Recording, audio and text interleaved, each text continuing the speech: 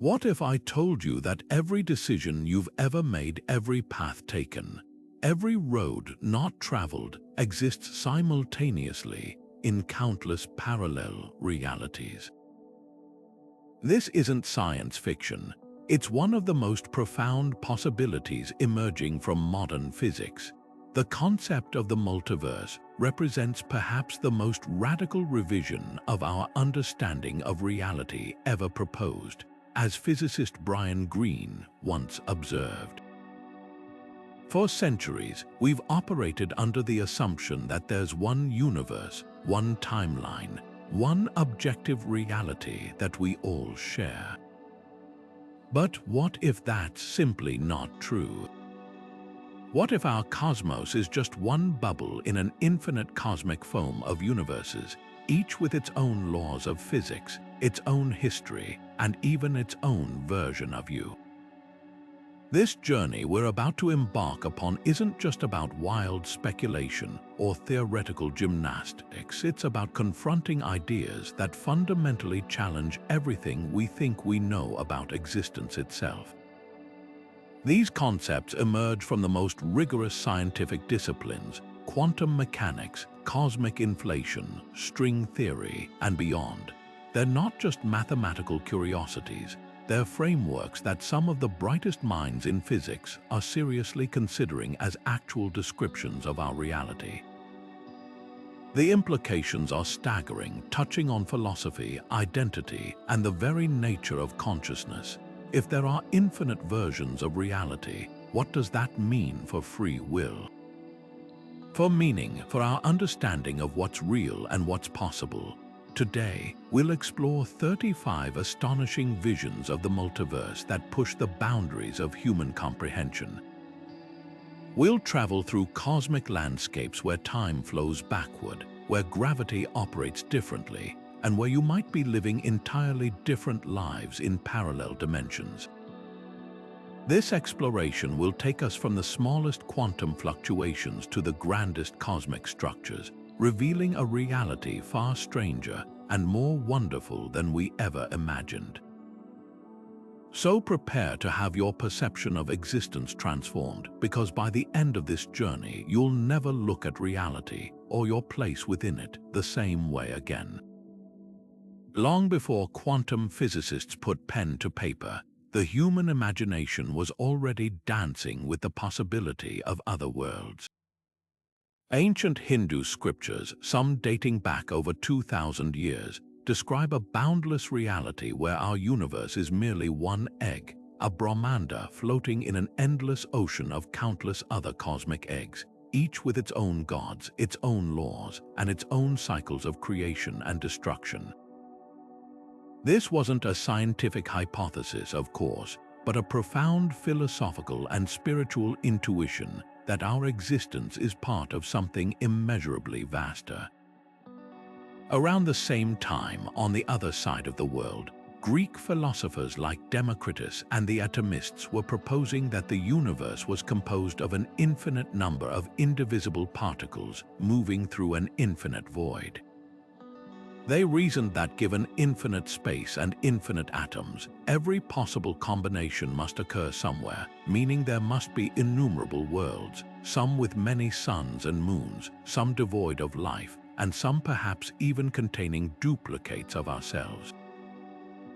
This thread of thought, of a plenitude of existence, weaves its way through history, appearing in the writings of medieval Islamic scholars and even early Christian theologians who debated the magnificence of a creator who might fill an infinite void with an infinite number of creations. The leap from philosophical speculation to a testable scientific framework, however, is a distinctly modern phenomenon, and it began with a puzzle at the very heart of reality. When quantum mechanics emerged in the early 20th century, it presented a bizarre picture of the subatomic world, where particles exist in a blurry cloud of potentialities called a superposition, seemingly being in multiple states at once until someone measures them. This raised a perplexing question: what actually happens during an observation that forces a particle to choose a single state? The prevailing explanation, the Copenhagen interpretation, suggested the wave of possibilities simply collapses into one outcome, but it never satisfactorily explained how or why this collapse occurred.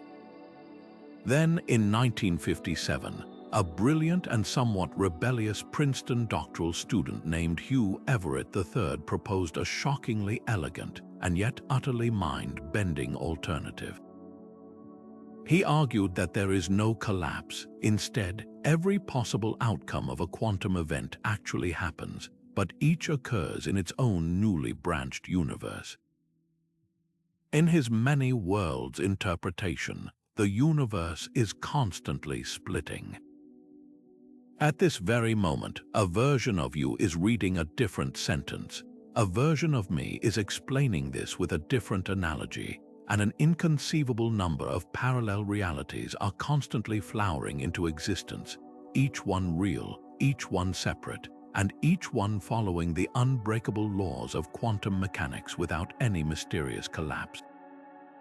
This historical arc, from ancient intuition to philosophical argument to a rigorous, if controversial, mathematical theory, is crucial for understanding why the multiverse concept has such powerful staying power.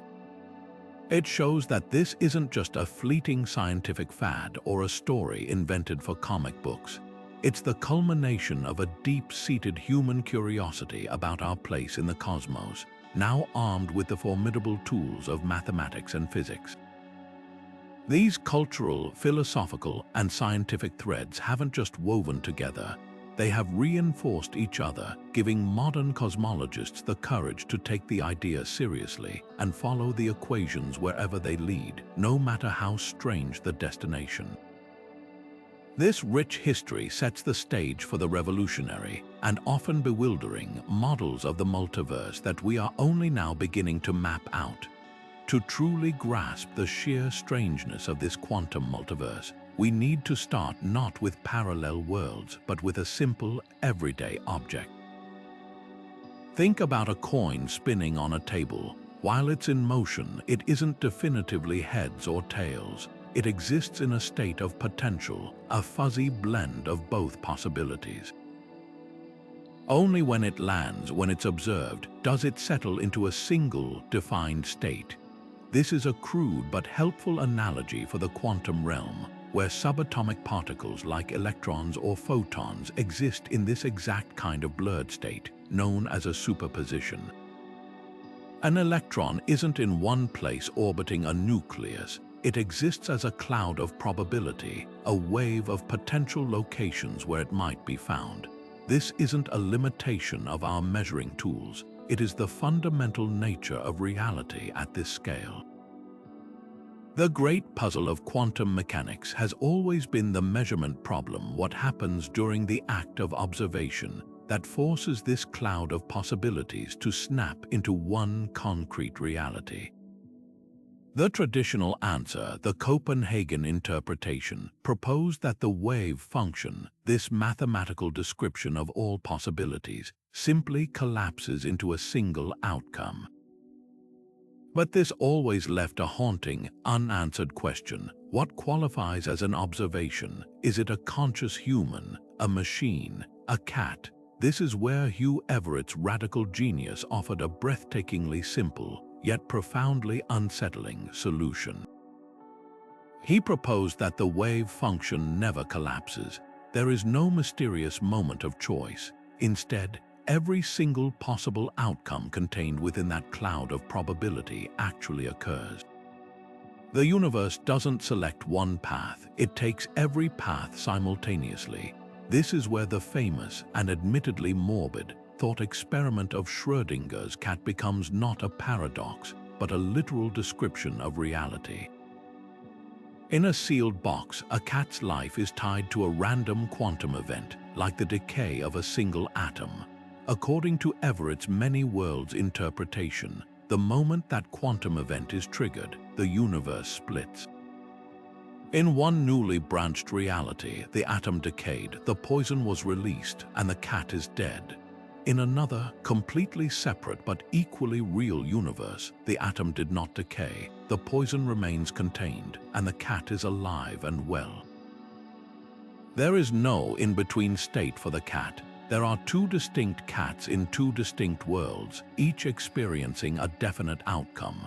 The superposition isn't in the state of the cat itself, but in the entire universe, which has become entangled with the quantum event and fractured into multiple versions of itself. This idea completely shatters our classical understanding of cause and effect. There is no single timeline where one event neatly leads to another. Instead, reality is a ceaselessly exploding tree of causality, with every quantum fluctuation, every particle interaction, every seemingly random event creating new branches. Every time you make a decision, no matter how small the universe forks, there's a world where you turned left on your way to work and had a perfectly normal day, and another where you turned right and witnessed something extraordinary. This redefines probability itself. Rolling a die and getting a 6 doesn't mean there was a 1 in 6 chance of that outcome. It means that all 6 outcomes happened with 100% certainty, each in its own parallel universe.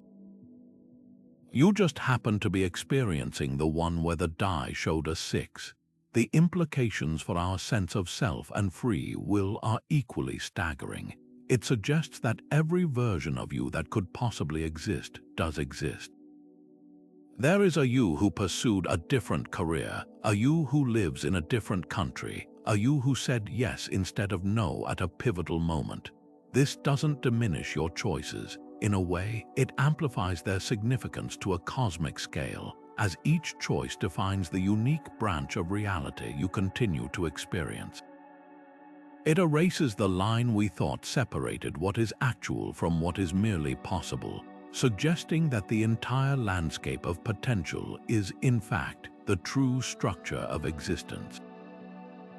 We are not walking a single, narrow path through life, but are instead navigating one thread in an infinite, ever-expanding tapestry of realities, each one real, each one valid, and each one a testament to the unbelievably rich and complex nature of the cosmos. Yet if the quantum multiverse feels intimately personal, branching with every choice we make, the next vision scales this concept up to a level of grandeur that is almost impossible to fathom. This is the realm of the inflationary multiverse, a model that doesn't just suggest other realities exist alongside our own, but that they are unimaginably vast, entire cosmoses with their own unique histories, stars, and perhaps even life, all forever separated from us by an ever-widening gulf of expanding space. The genesis of this staggering idea lies in solving a set of very specific puzzles about our own universe. Scientists looking back at the Big Bang were confronted with several perplexing features. Why is the universe so remarkably uniform in every direction we look? Distant regions of space on opposite sides of the sky have the same temperature and density, yet according to the standard model, there hasn't been enough time since the beginning for light or heat to travel between them to even things out. It's as if two people in separate, soundproof rooms suddenly started humming the same exact tune in perfect unison without any prior communication. Furthermore, the geometry of our universe is almost perfectly flat, a very specific and seemingly fine-tuned condition that requires an explanation. In the late 1970s, a young physicist named Alan Guth found an elegant solution, a theory he called cosmic inflation. He proposed that in the first fleeting fraction of a second after the Big Bang, the universe underwent a period of hyper-exponential expansion, inflating by a factor of at least 10 to the 78th power in volume. This incredible growth spurt would have stretched a tiny, homogeneous patch of space into our entire observable universe, explaining its uniformity, while simultaneously flattening its geometry like stretching the surface of a balloon. But the most profound implication of inflation wasn't its solution to these initial problems. It was a prediction it made about the larger cosmos. The mechanism that drives inflation is thought to be a peculiar high-energy field, often called the inflaton field. The key insight is that this field doesn't switch off everywhere at once. Think of it like a pot of water coming to a boil. Bubbles form at different spots at different times. In the cosmic context, our entire universe is one such bubble, a region where the inflaton field's energy finally decayed, releasing a tremendous burst of energy that became the hot soup of particles of our Big Bang and stopped inflating. But according to the theory, the boiling process is eternal. The space between these bubbles continues to inflate at an unimaginable rate, pushing them infinitely apart. And in that eternally inflating background, new bubbles are constantly forming, each one a newborn universe with its own Big Bang, forever disconnected from all the others. This is where the concept becomes truly mind-bending. The physical laws and constants that govern our universe, the strength of gravity, the mass of an electron, the speed of light, are not necessarily fundamental or universal truths. They are likely the result of how our particular bubble universe formed, the specific way our local inflaton field settled down. In the endless froth of this cosmic foam, other bubbles would have formed with entirely different properties. In sum, the fundamental forces might be so weak that atoms and molecules could never coalesce, resulting in a barren, featureless expanse. In others, gravity could be so crushingly strong that any matter would instantly collapse into black holes. But amidst this infinite variety, there would also be bubbles where the constants are just right for complexity, chemistry, and life to emerge, perhaps in forms we cannot even conceive. Our universe, with its seemingly perfect fine-tuning for life, is not a miracle. It is a statistical inevitability in an infinite ensemble. We don't live in a specially created cosmos, but simply in one of the habitable neighborhoods within an infinite and wildly diverse multiverse. But if the inflationary multiverse gives us a mechanism for creating an endless number of bubble universes, it leaves a critical question unanswered. Why do these universes have such wildly different properties?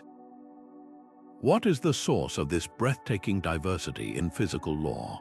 For that, we must venture into one of the most ambitious and mathematically complex theories ever conceived, string theory, and its staggering implication known as the landscape. This vision takes the multiverse from a collection of alternative cosmoses to an infinite library of possible realities, each volume written with a completely different set of rules. At its heart, string theory is an attempt to solve the single greatest problem in modern physics, the glaring incompatibility between Einstein's theory of general relativity, which governs the immense gravity of planets and galaxies, and quantum mechanics, which governs the bizarre probabilistic world of the subatomic. For decades, these two pillars of physics have refused to be united. String theory proposes a radical solution. It suggests that the fundamental building blocks of nature are not zero-dimensional points like electrons or quarks, but unimaginably tiny, vibrating one-dimensional loops of energy strings. And just like a vibrating violin string can produce different notes, the different vibrational patterns of these fundamental strings are what manifest as all the different kinds of particles we observe. One vibration pattern gives us an electron, another a photon, another a quark. This elegant idea promises to weave gravity and the other forces into a single, beautiful mathematical fabric, a so-called theory of everything. However, this elegance comes with an extraordinary, and for some, a troubling cost. The mathematics of string theory only works consistently if the universe has more than the 3 spatial dimensions and 1 time dimension we experience. It requires either 10 or 11 dimensions for its equations to hold together. So where are these extra dimensions? Theorists propose they are compactified, or curled up into a space so infinitesimally small that they are completely hidden from our perception. Imagine a long, thin garden hose. From a great distance, it looks like a simple one-dimensional line. But if you were an ant crawling on its surface, you would discover the second dimension curled around its circumference. In a similar way, the 6 or 7 extra dimensions of string theory are thought to be curled up into a complex, multi-dimensional shape called a Calabi-Yau manifold, a structure far too small for us to ever directly detect. This is where the concept explodes into the multiverse. The specific way these extra dimensions are folded and curled is not arbitrary. It determines the very laws of physics within that universe. The geometry of this hidden space dictates the properties of the strings vibrating within it, which in turn sets the constants we take for granted. The mass of electrons, the strength of gravity, the number of fundamental forces, everything. And here's the truly staggering part. The mathematics suggests there isn't just one way to curl up these dimensions. There are an estimated 10 to the 500th power possible stable configurations. That's a number so vast it dwarfs the number of atoms in our entire observable universe. Each one of these configurations corresponds to a universe with a unique, self-consistent set of physical laws. This is the string theory landscape. It's not a physical place you could travel to, but a colossal, abstract space of all possible physical realities. Our universe, with its specific particle masses and force strengths, is just one tiny point in this landscape. Countless other points represent universes where gravity is repulsive, where time flows in 2 directions, where there are 5 fundamental forces instead of 4, or where matter as we know it cannot even form. Some might be barren voids, while others could be brimming with complexity and life forms based on entirely different chemistries. This vision fundamentally challenges the age-old assumption of physicists that the laws of nature are unique and inevitable. It suggests instead that they are more like local bylaws rules that are set by the historical accident of how our particular patch of the cosmos condensed out of the higher dimensional background. We don't live in the only possible universe. We simply live in a possible one that is compatible with our existence. The search for a single, elegant equation that explains everything may be futile. Instead, we might be living in a cosmic archipelago of realities, each with its own unique and equally valid physics. While string theory offers a landscape of possibilities, it also provides a startlingly concrete image of where these parallel universes might actually be located, transforming the multiverse from an abstract concept into a potential physical architecture we could, in theory, map. This is the vision of the brane multiverse, a model that suggests our entire cosmos might be just one slice in a grand, multidimensional cosmic sandwich. The term brane is short for membrane, and it generalizes the idea of a point, a string, or a sheet into higher dimensions. In this framework, our familiar 3-dimensional universe could be a 3-brane, a 3-dimensional membrane drifting within a higher dimensional expanse called the bulk. This isn't just empty space. It could be populated by countless other branes, each one potentially hosting its own universe with its own unique physics, separated from us not by vast cosmic distances, but by being anchored in a different dimension we cannot access. The implications of this are nothing short of revolutionary for our understanding of fundamental forces. Imagine our universe is a vast, flat sheet of paper floating in a 3-dimensional room. Another universe could be a second sheet of paper floating parallel to ours, perhaps just a few inches away. To a tiny ant living its entire life confined to the surface of our paper, that other sheet is completely invisible and unreachable, even though it's mere inches away in the 3rd dimension. In the same way, a parallel brane universe could be literally millimeters away from us in a higher spatial dimension. yet we would have no way to perceive it or interact with it, as all the particles and forces we know and are made of are stuck to the surface of our own brain. This redefines the very idea of proximity, suggesting that the greatest separations in the cosmos might not be measured in light years, but in the number of dimensions one must cross.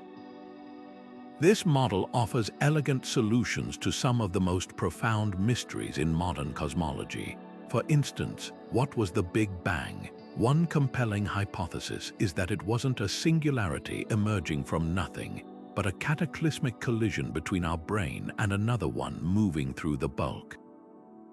The immense energy released in such an impact would have been more than enough to heat our universe to fantastic temperatures and set off the expansion we observe today, effectively making the Big Bang a local event within a much larger, eternal metaverse.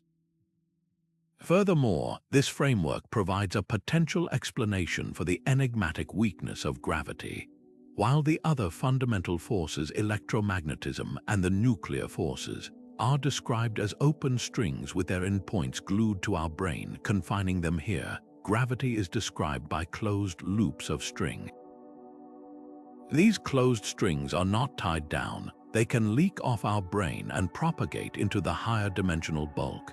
This dilution of gravitational force across extra dimensions could explain why it is so astonishingly feeble compared to the other forces. We only experience a tiny fraction of its full strength, with the rest bleeding away into dimensions we cannot see.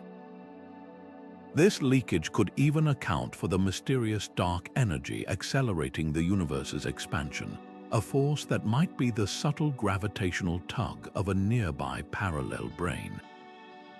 The possibility of contact, however faint, adds a thrilling layer to this concept. If gravity can indeed seep between brains, then in principle, the gravitational influence of enormous structures in a parallel universe could subtly affect our own. The motion of galaxies or the distribution of dark matter in our cosmos might bear the faint fingerprint of immense, invisible masses moving in a reality right next door. While the energy required to physically cross the gap between brains is almost certainly beyond any conceivable technology, the laws of physics do not completely forbid it, opening a tiny window into the possibility that the ultimate frontier of exploration may not be outward into space, but sideways into dimensions we are only beginning to mathematically imagine. This vision turns the cosmos into a dynamic, multi-layered arena of interacting realities, where our universe is not an island, but one participant in a hidden, higher dimensional dance. But perhaps the most personal and existentially challenging multiverse theory of all doesn't require extra dimensions or cosmic inflation. It lives inside our computers and our deepest philosophical anxieties about the nature of reality itself. This is the simulation hypothesis, a vision that proposes our entire universe, with all its galaxies, history, and conscious experience, might not be a fundamental reality at all, but rather an impossibly sophisticated digital construct, a simulation running on the computer of a civilization vastly more advanced than our own. The idea feels ripped from science fiction, but it's been given serious philosophical consideration, most famously by Oxford philosopher Nick Bostrom. Bostrom's argument, laid out in 2003, is a logical trilemma built on a few key assumptions about technological advancement. He starts with the premise that a sufficiently advanced civilization would eventually develop computing power so immense that it could simulate entire conscious worlds, complete with sentient beings who genuinely believe their reality is real. This isn't about creating a convincing video game. It's about generating a full-blown universe from the ground up, with its own physics, history, and self-aware inhabitants. If such a feat is even remotely possible, Bostrom argues, then one of three propositions must be true. First, almost every civilization at our level of development goes extinct before reaching this post-human, simulation-creating stage. Second, any civilization that does reach that stage has absolutely zero interest in running ancestor simulations recreations of their own past. Or third, we are almost certainly living in such a simulation right now. The logic is as unsettling as it is simple. If we assume that the first two propositions are false, that civilizations do survive, and that at least some of them would have a compelling reason to run vast numbers of simulations, whether for scientific research, entertainment, or historical preservation, then the number of simulated minds would quickly and vastly outnumber the number of original biological minds. The odds that any given conscious experience, including your own, is happening in a base reality rather than inside one of these countless simulations therefore becomes astronomically small. You are far more likely to be one of the simulated than one of the simulators. This vision completely reframes the concept of a multiverse. Instead of a landscape of physically existing parallel worlds, it presents a hierarchy of realities, a potentially infinite stack of simulations within simulations. Our universe could be just one instance running on some unfathomable server, and the beings who created our simulation might themselves be living in a simulation created by another, even more advanced civilization. This cosmic nesting doll could extend upward for layers we can't even conceive of, with no way to know if there's an original, base reality at the top or if the chain goes on forever. In this model, the multiverse is a network of virtual worlds, each with its own programmed rules and narratives. One simulation might have slightly different physical constants to see how life would evolve. Another might be a historical reenactment of a specific era. Another could be a pure work of fiction, an art project on a godlike scale. The implications for our understanding of consciousness and free will are deeply profound. If we are simulated beings, then our sense of self, our memories, and our emotions are not emergent properties of biological brains, but incredibly complex lines of code and data processing. This raises the haunting question of whether our consciousness is genuine or just a convincing illusion, a sophisticated puppet show where we are the puppets believing we pull our own strings. Does a simulated mind have free will, or is every thought and action predetermined by the algorithms of the simulation? It challenges the very bedrock of our existence, suggesting that the laws of physics are not fundamental truths but the parameters set by the programmers, and that anomalies or glitches in reality, if we could ever find them, might be the only clues to our true nature. This hypothesis, while seemingly paranoid, does offer a potential explanation for some of the deeper quirks of quantum mechanics. The odd behavior of particles, which only resolve into definite states when observed, feels less bizarre if our reality is a rendering engine that uses a form of procedural generation, only calculating the precise details of a system when it needs to, in order to save on processing power. Why is the universe quantized, coming in discrete, indivisible packets? That's exactly how information is stored and processed in a digital system. The simulation hypothesis doesn't just suggest we live in a multiverse of virtual worlds. It forces us to confront the terrifying and exhilarating possibility that we are not the apex of creation, but merely characters in a story whose authors we may never meet, living in a reality whose borders are defined not by space but by code. Yet if the simulation hypothesis makes our reality feel like a sophisticated video game, the next vision takes us to the absolute limits of abstraction, proposing that the cosmos is not made of code, but of something even more fundamental, mathematics itself. This is the mathematical universe hypothesis, championed by physicist Max Tegmark, and it represents perhaps the most radical and minimalist vision of the multiverse possible. It strips away all the machinery, the branes, the inflation fields, the quantum probabilities, and proposes a breathtakingly simple idea: our physical reality is a mathematical structure. More than that, it posits that every self-consistent mathematical structure must correspond to a physical reality, creating a multiverse of literally infinite diversity, a cosmos where the only requirement for existence is logical consistency.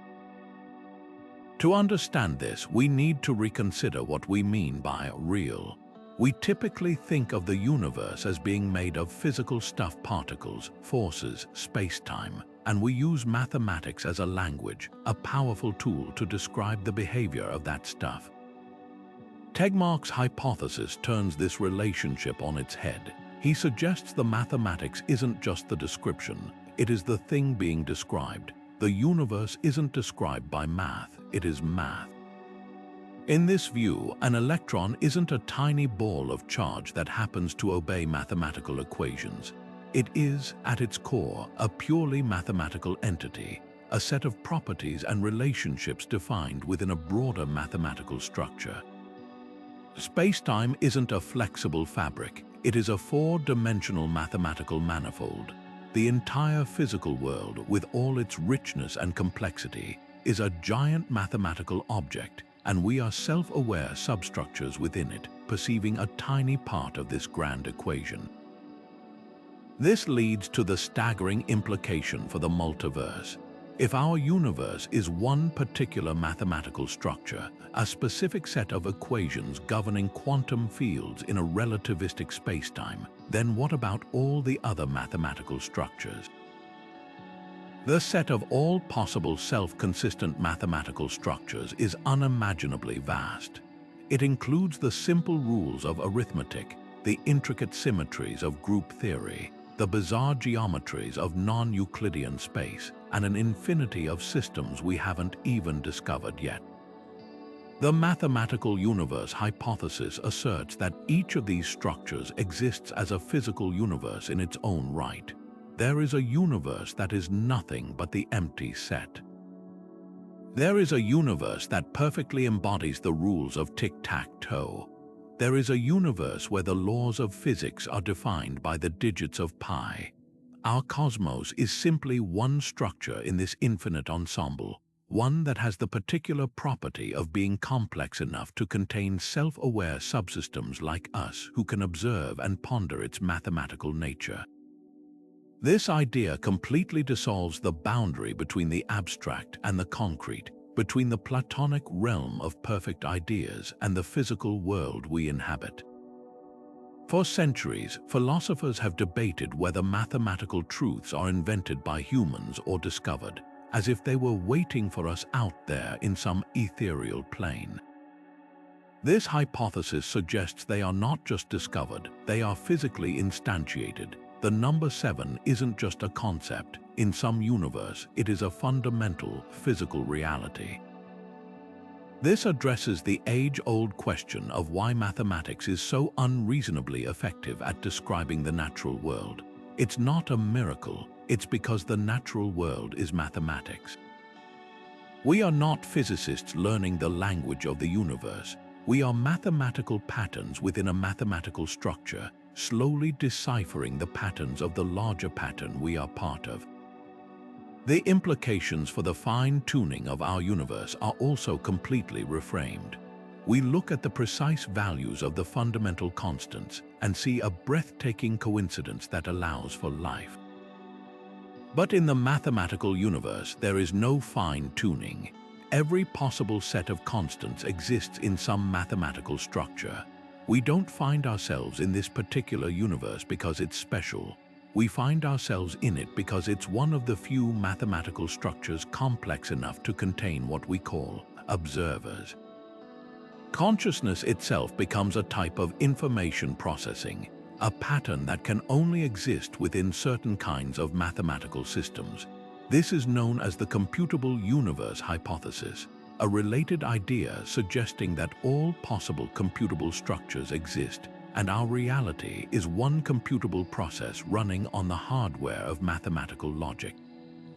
This vision presents a cosmos of sublime and austere beauty, a timeless, placeless multiverse where existence is not a property bestowed by a creator or a quantum fluctuation, but an inevitable consequence of logic itself. We are not living in a universe that has mathematical laws. We are living inside a mathematical law, one verse in an infinite poem of pure reason.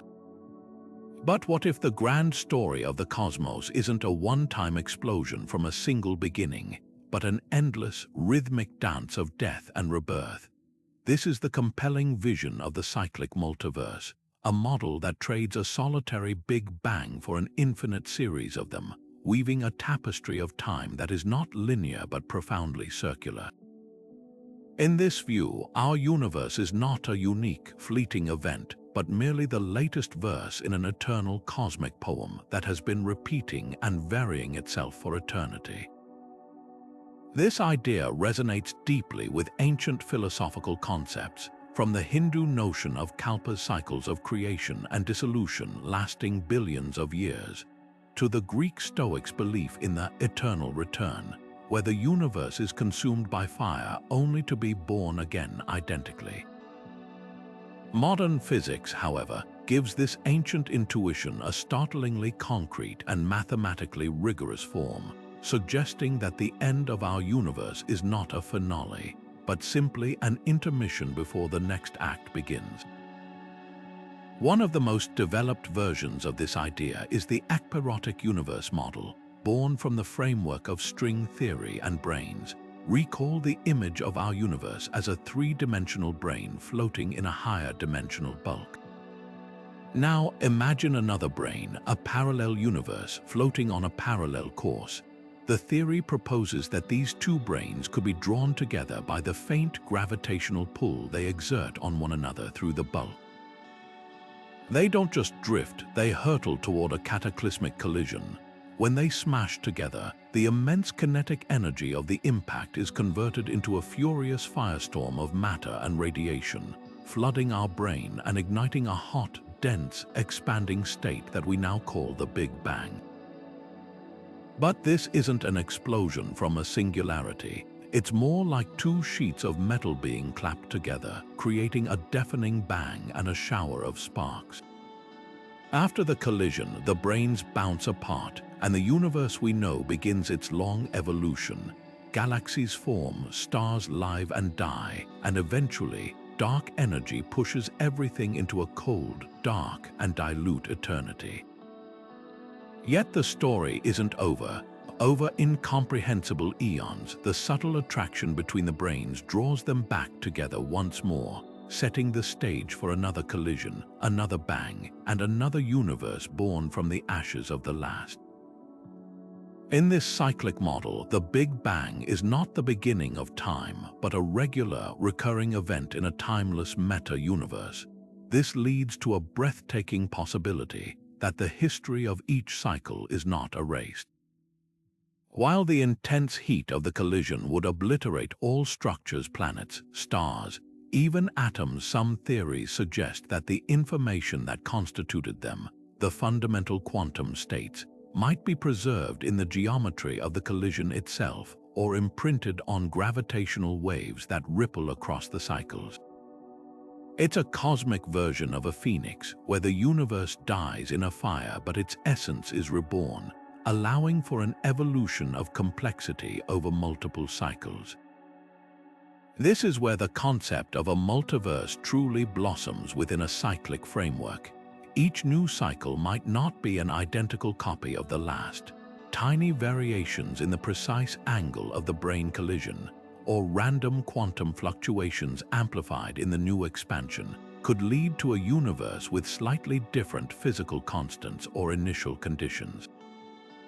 Over quadrillions of cycles, an infinite array of universes is generated, each with its own unique history. There could be a cycle where the strong nuclear force is a fraction stronger, allowing for the formation of stable elements we can't even imagine, or a cycle where dark energy is weaker, preventing the eventual cosmic isolation and allowing civilizations to flourish across the entire universe forever. We find ourselves in a cycle that permits our existence, but countless others may be barren or host forms of life so alien we couldn't begin to comprehend them. This vision fundamentally challenges our perception of time and impermanence.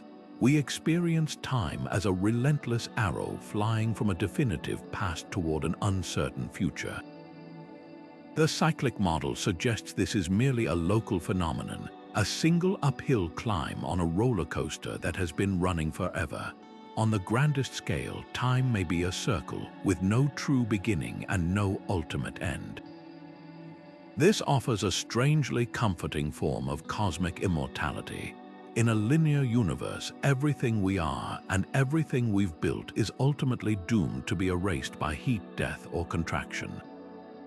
In a cyclic universe, while our specific arrangement of atoms will be scattered, the essence of the cosmos, and perhaps in some transformed way, the patterns that make us might be part of an eternal recurrence. Destruction is not an annihilation but a transformation, a necessary reset that allows for new creation. It paints a picture of existence that is not a tragic one-act play ending in silence, but an endless symphony where each movement ends with a dramatic crescendo, only to introduce the themes again in a new, fascinating variation for the next movement to come. Yet even the cyclic model assumes a universe with the familiar 3 dimensions of space. But what if even that fundamental aspect of our reality is an illusion? What if everything we perceive, the depth of a canyon, the vastness of space, the very 3-dimensionality of our existence, is nothing more than a magnificent projection, a cosmic hologram? This is the staggering proposal of the holographic principle, a vision that draws from the deepest paradoxes of black hole physics to suggest that our universe is not what it seems, and that the true multiverse might be a collection of lower dimensional shadows, each encoding an entire reality. The story of this radical idea begins not with the birth of the universe, but with its most enigmatic graves, black holes. In the 1970s, physicist Jacob Bekenstein made a startling discovery. He realized that a black hole's event horizon, the point of no return, possesses a property incredibly similar to entropy, a measure of disorder or information. This was puzzling because entropy is a thermodynamic quantity, and black holes were thought to be purely gravitational objects. Soon after, Stephen Hawking calculated that black holes aren't completely black. They slowly radiate energy and evaporate over astronomical timescales. This created a terrifying paradox. According to quantum mechanics, information, the specific arrangement of particles that made up whatever fell into the black hole, can never be truly destroyed. But if a black hole evaporates completely, where does that information go? It seems to vanish, violating a fundamental law of physics. This is the infamous black hole information paradox, a crisis that has puzzled theorists for decades. The holographic principle emerged as a breathtakingly elegant solution.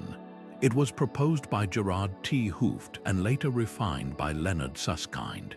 Their radical idea was this: all the information that ever falls into a black hole is not lost inside its mysterious interior. Instead, it is perfectly encoded and preserved on the 2-dimensional surface of its event horizon. Think of it like a cosmic hard drive. The entire 3-dimensional volume of the black hole, with all its contents, is described by bits of information painted onto its 2-dimensional boundary. When the black hole evaporates, that information is released back into the universe, resolving the paradox. The 3-dimensional interior is a projection of the 2-dimensional data on the surface. Now take this logic and apply it to the entire cosmos.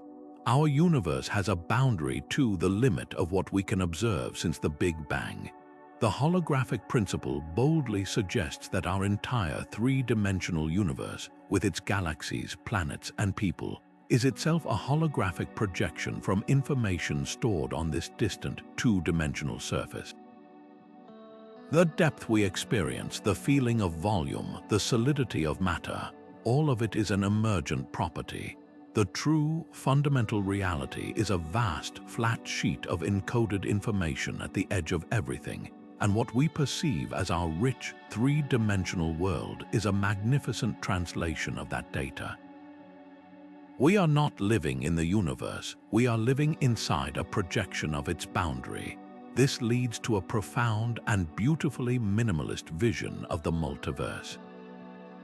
If our universe is one hologram, then others could exist as separate holograms, each with its own two-dimensional boundary encoding a completely different set of physical laws and a completely different three-dimensional reality. The diversity of the multiverse isn't in the clashing of bubbles or the branching of worlds, but in the different ways information can be arranged on a surface. One cosmic surface might be encoded with the data for a universe with 5 strong forces, creating a reality of unimaginable density and complexity. Another might have information for a universe where time is two-dimensional, allowing for causal relationships we could never comprehend.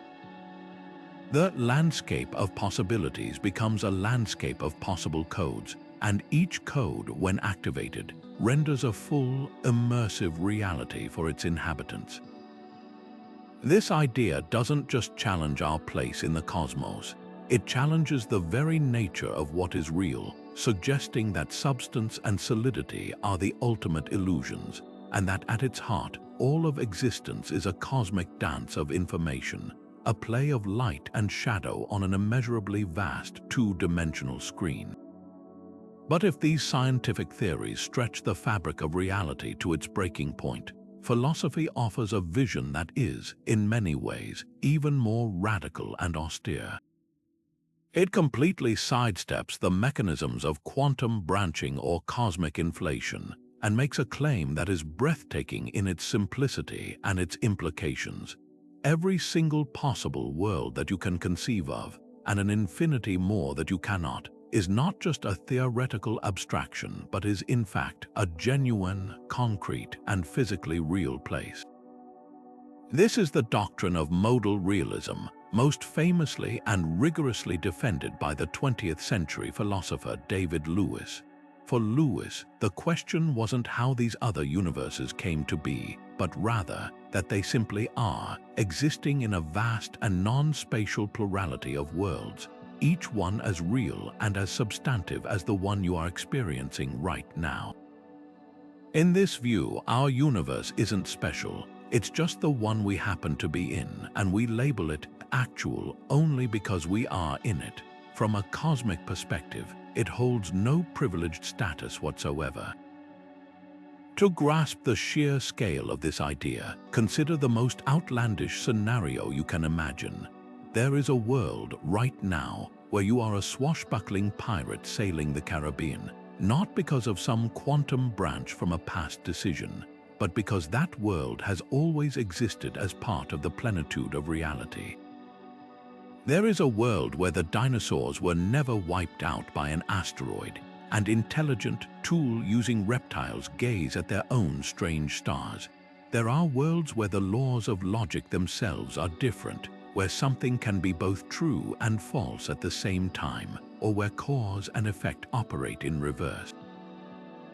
Lewis argued that to call these worlds possible is just a linguistic convenience. For their inhabitants, their world is just as actual as ours is to us. They are not ghostly or ethereal. They are made of the same stuff, matter and energy interacting in space-time, but the arrangement of that stuff and the laws governing it can be wildly different.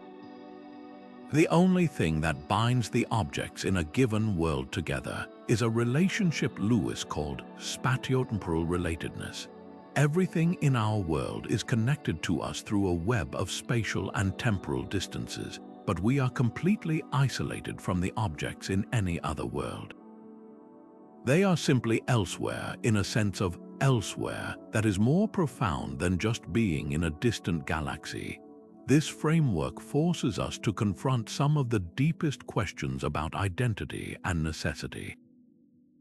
What does it mean to be you? According to Modal realism, there are countless individuals in other worlds who bear a striking resemblance to you.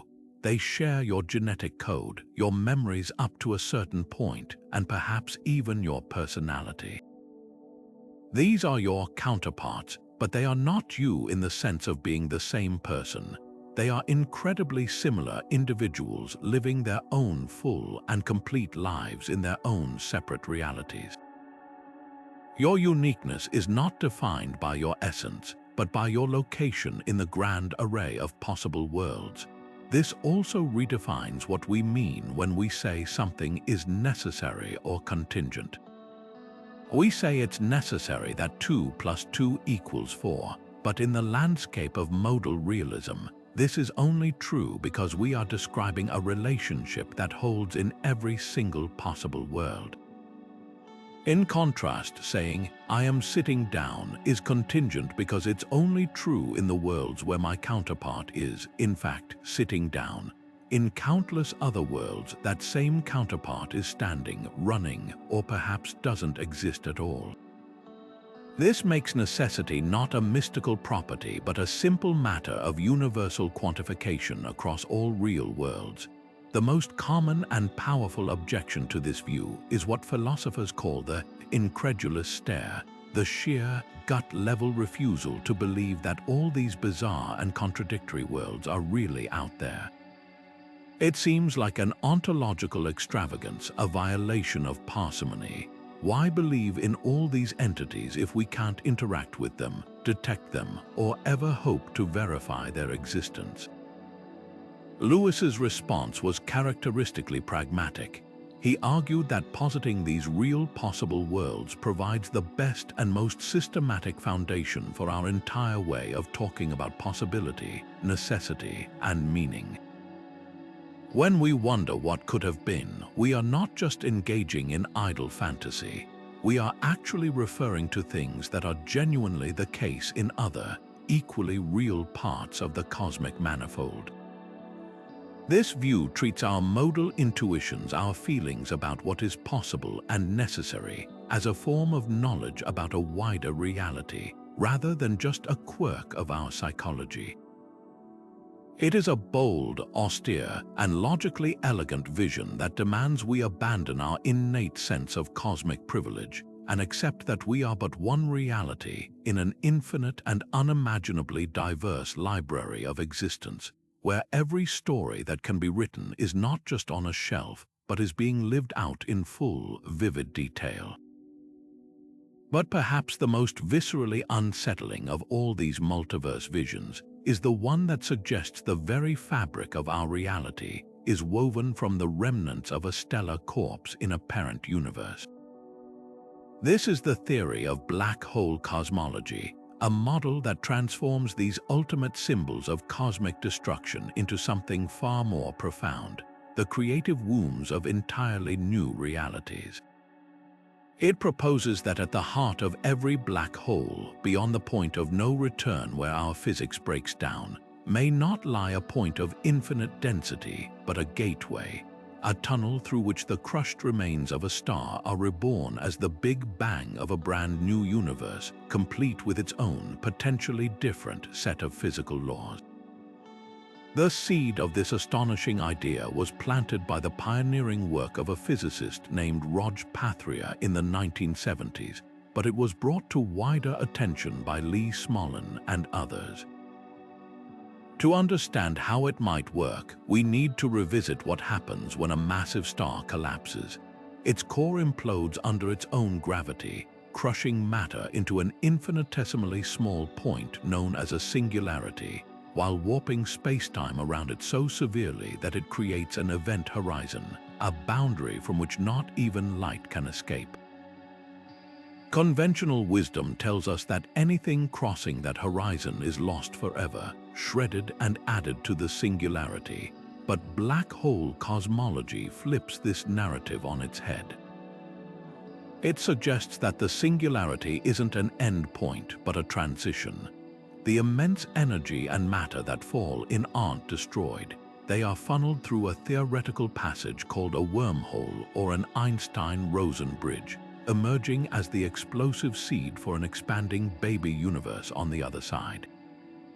This new cosmos would be entirely disconnected from its parent, its own spacetime ballooning outward from this white hole-like event, beginning its own timeline and evolutionary path. This is where the concept becomes a true multiverse, and a fractal one at that. If every black hole in our universe gives birth to a new cosmos internally, then our own universe could be teeming with billions upon billions of these embryonic realities, each one a full-blown universe to its own inhabitants. And by the same token, the universe we inhabit might itself be the interior of a black hole residing in a much larger parent universe. Our Big Bang, in this view, was the moment a star collapsed in that higher reality, and our entire cosmic history is simply the interior evolution of that black hole. This creates a breathtaking cosmic family tree, a Russian nesting doll of realities stretching back indefinitely, with each universe giving birth to many others through the formation of black holes, which in turn give birth to more. Death and birth become two sides of the same coin. The gravitational tomb of one cosmos is the cradle of the next. The most profound implication of this model is that it could naturally explain the apparent fine-tuning of our universe's physical constants. Lee Smolin proposed a form of cosmic natural selection. Universes that produce more black holes have more offspring. If the physical constants of a baby universe are even slightly different from its parents, some of those constants might be more conducive to forming black holes. For instance, a universe with a slightly stronger gravitational constant might form stars that collapse into black holes more easily and frequently. Over countless generations, universes that are better at making black holes would come to dominate the multiverse population through a process akin to Darwinian selection. Our universe isn't finely tuned for life per se. It's finely tuned for making black holes, and the conditions that allow for that stable stars, galaxies, and heavy elements incidentally also allow for life to emerge. We are not the purpose of the cosmos, but a byproduct of a much grander, recursive process of cosmic reproduction, living in a universe that is particularly fertile. This vision bestows a strange and beautiful purpose upon the most destructive objects we know, painting them not as endpoints, but as bridges to infinity, ensuring that the story of existence continues forever, one universe at a time. Yet even this dizzying fractal of birthing black holes operates within a familiar framework, a forward-moving arrow of time. But what if that most fundamental aspect of our experience, the relentless, one-way flow from past to future, is not a universal rule, but merely a local bylaw in our particular cosmic neighborhood? This leads us to one of the most disorienting visions of all, the possibility that in the infinite multiverse, the arrow of time itself is a variable, pointing in any direction imaginable. We perceive time as an irreversible river carrying us from a fixed past into an uncertain future, but this may be a profound illusion, a consequence of the specific initial conditions of our Big Bang rather than a fundamental feature of reality. The laws of physics at their most basic level are almost entirely time-symmetric. The equations governing particles work just as well if time runs backward. They don't inherently contain an instruction for which way the cosmic movie should play.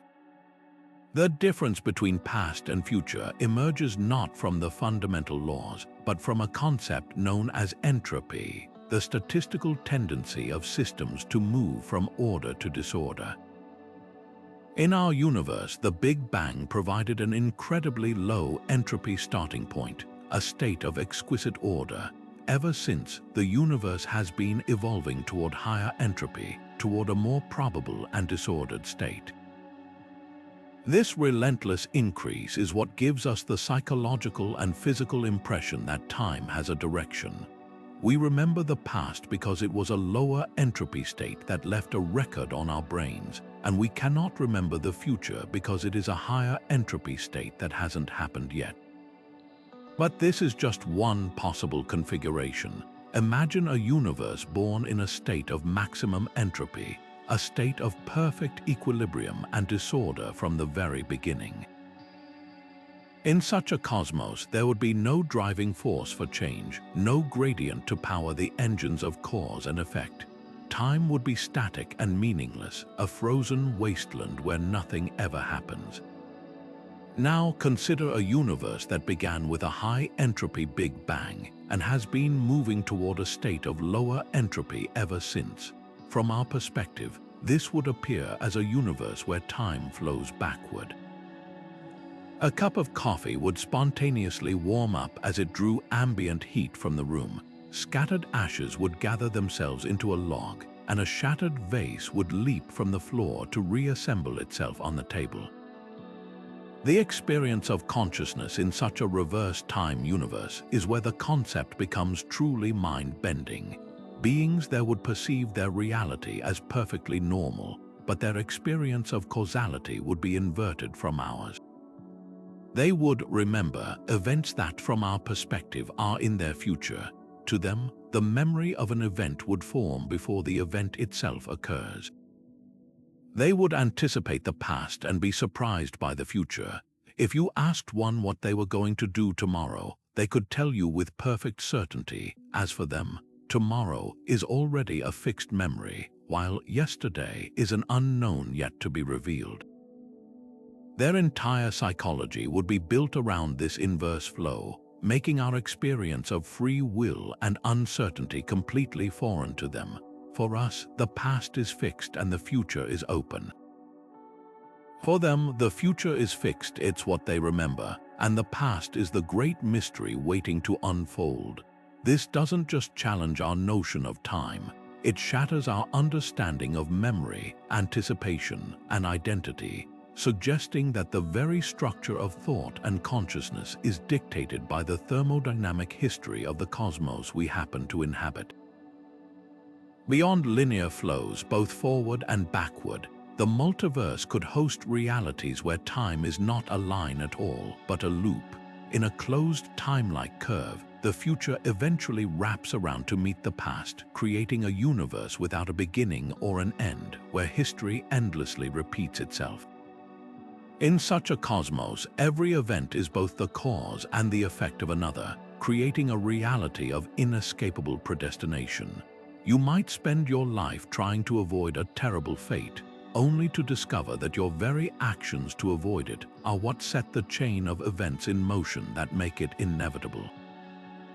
Other universes might experience time in multiple dimensions, where beings can move through time with the same freedom we move through space, navigating a landscape of past and future events. This vision forces a complete rethink of history, responsibility, and free will. It suggests that our deep-seated intuition about the flow of time is not a window into the fundamental nature of reality, but a parochial perspective, a story written by the specific thermodynamic signature of our universe's birth. In the grand multiverse, the flow of history is not a constant.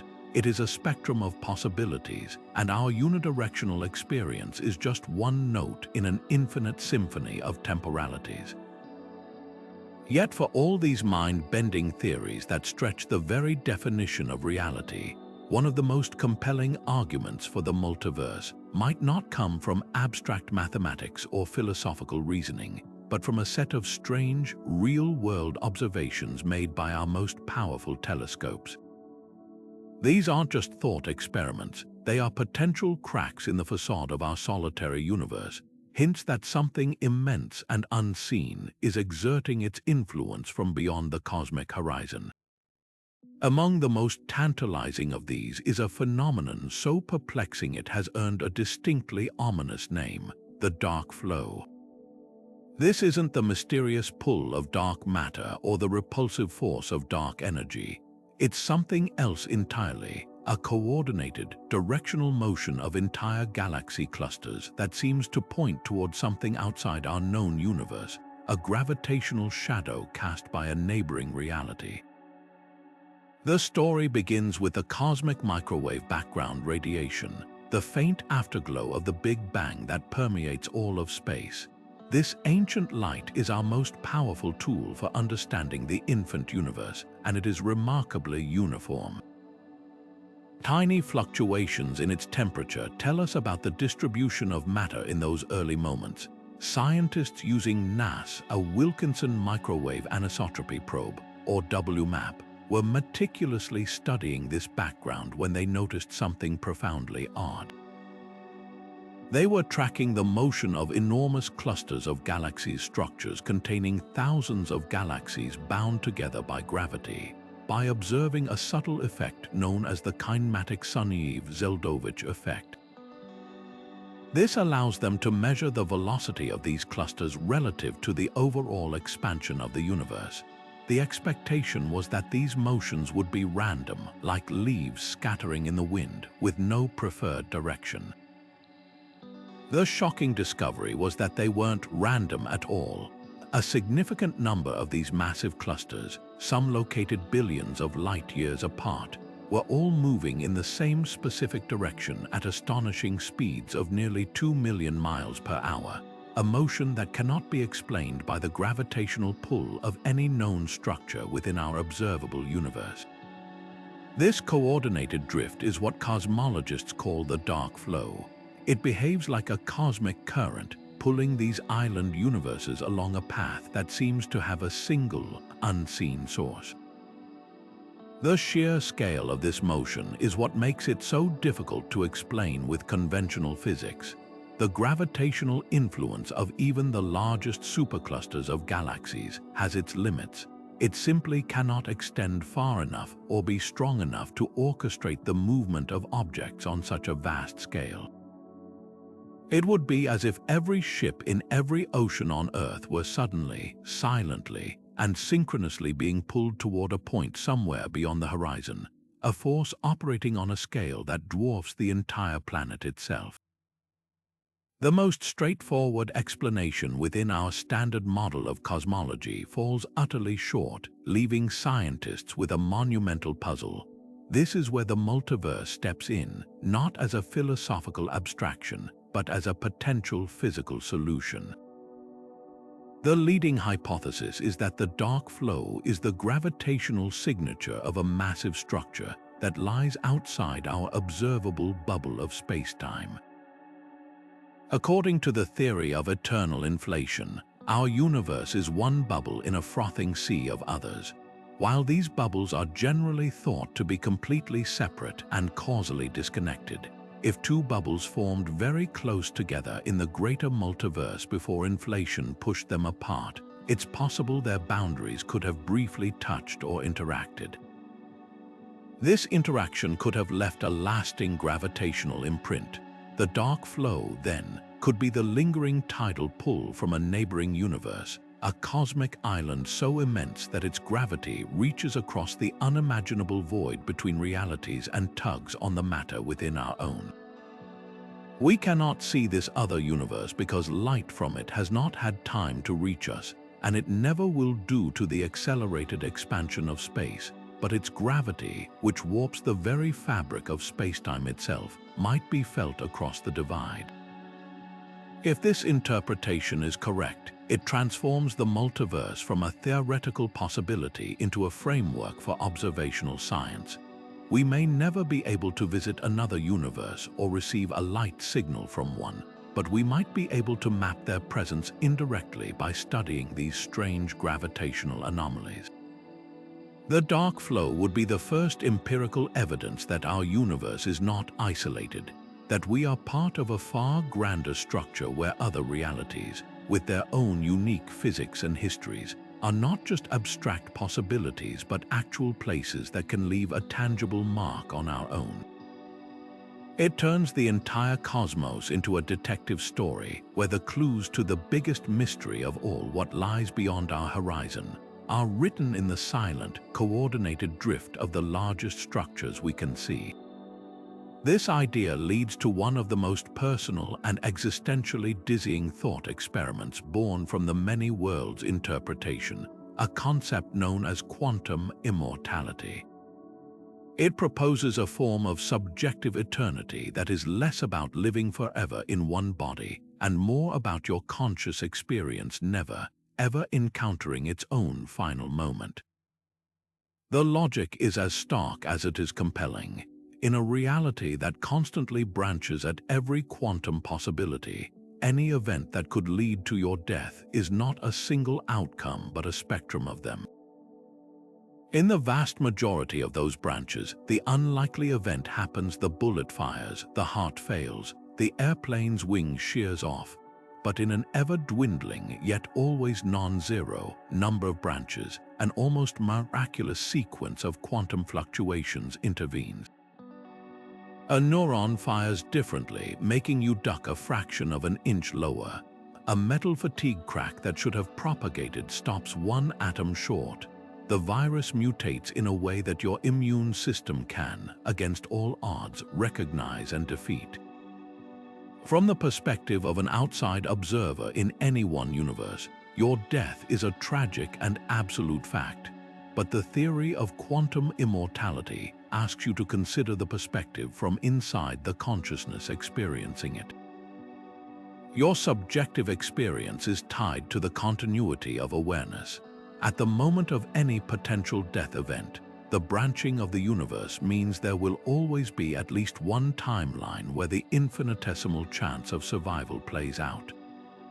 Your conscious self, by definition, can only follow the path where you continue to be conscious. You will never experience the version where you die. You will only ever experience the one where you, against all probability, live.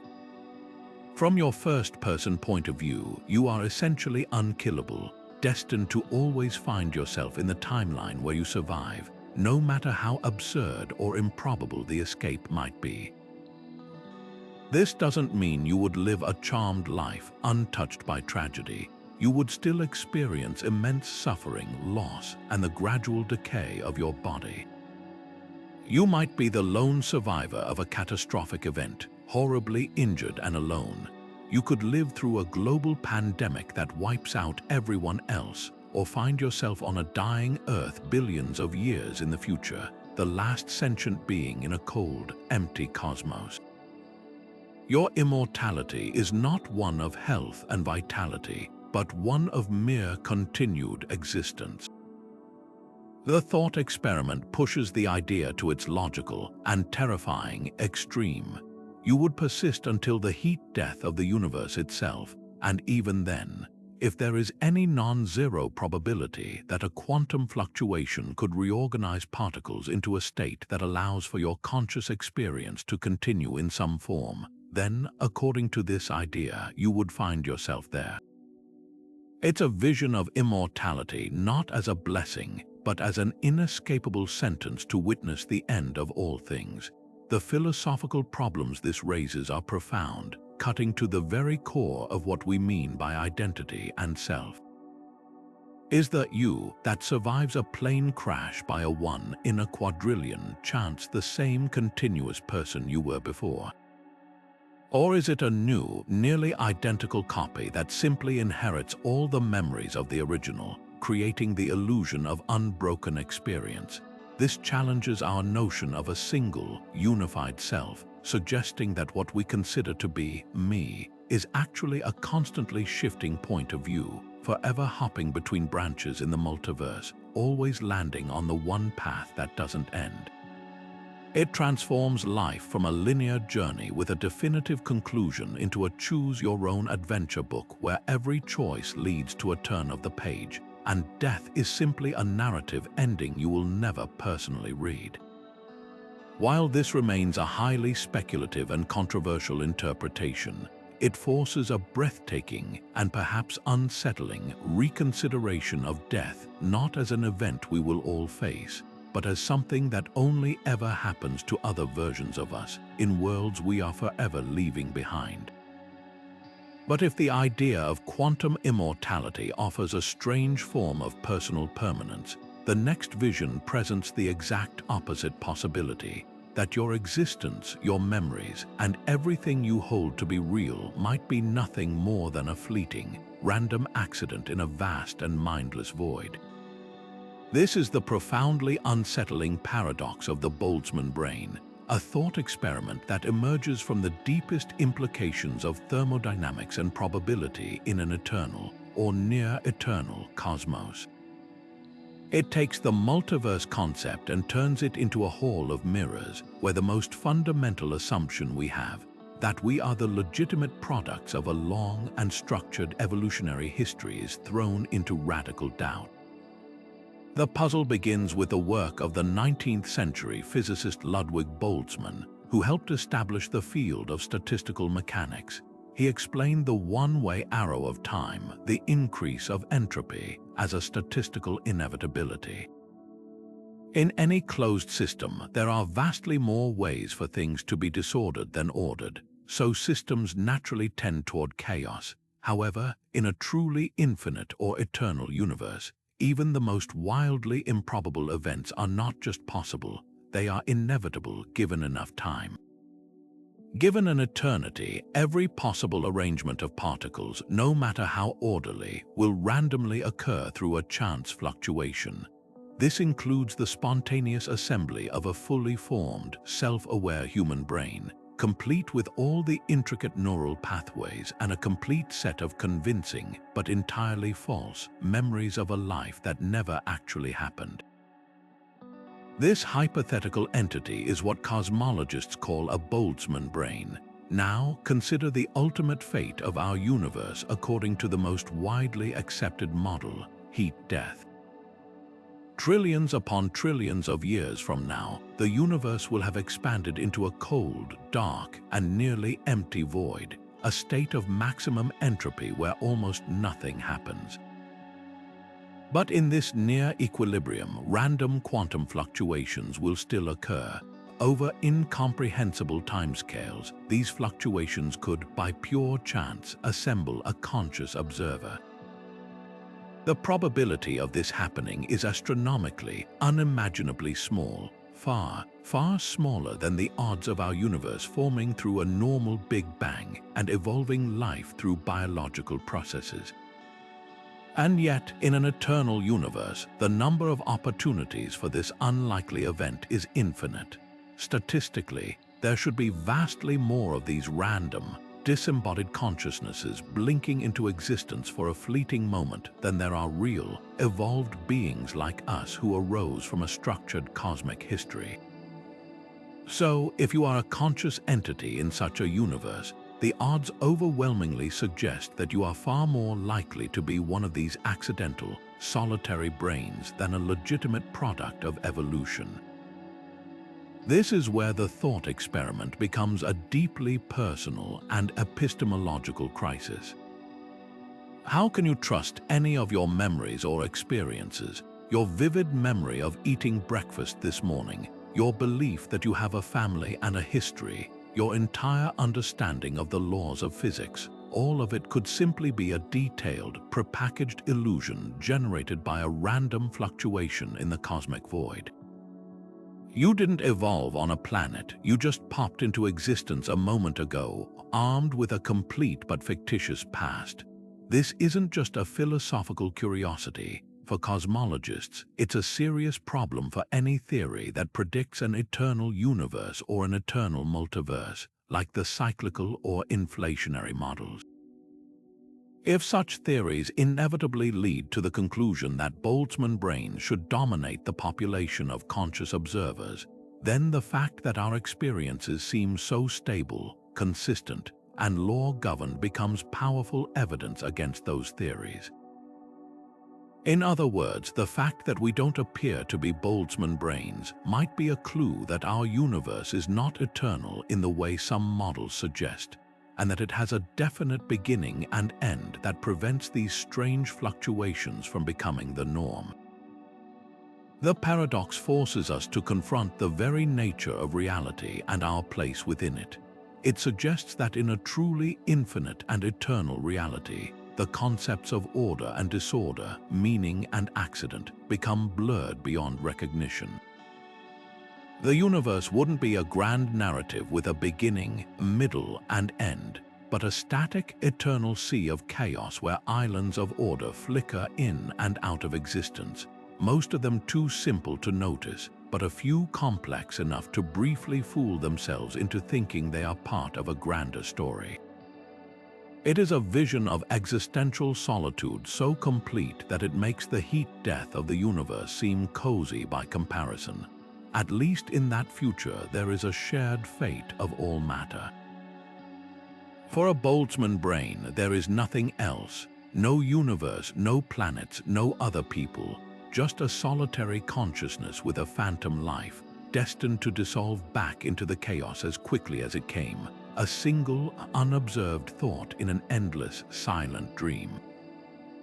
This dizzying proliferation of realities, where every conceivable choice is actualized, lands with a profound thud in the realm of human morality.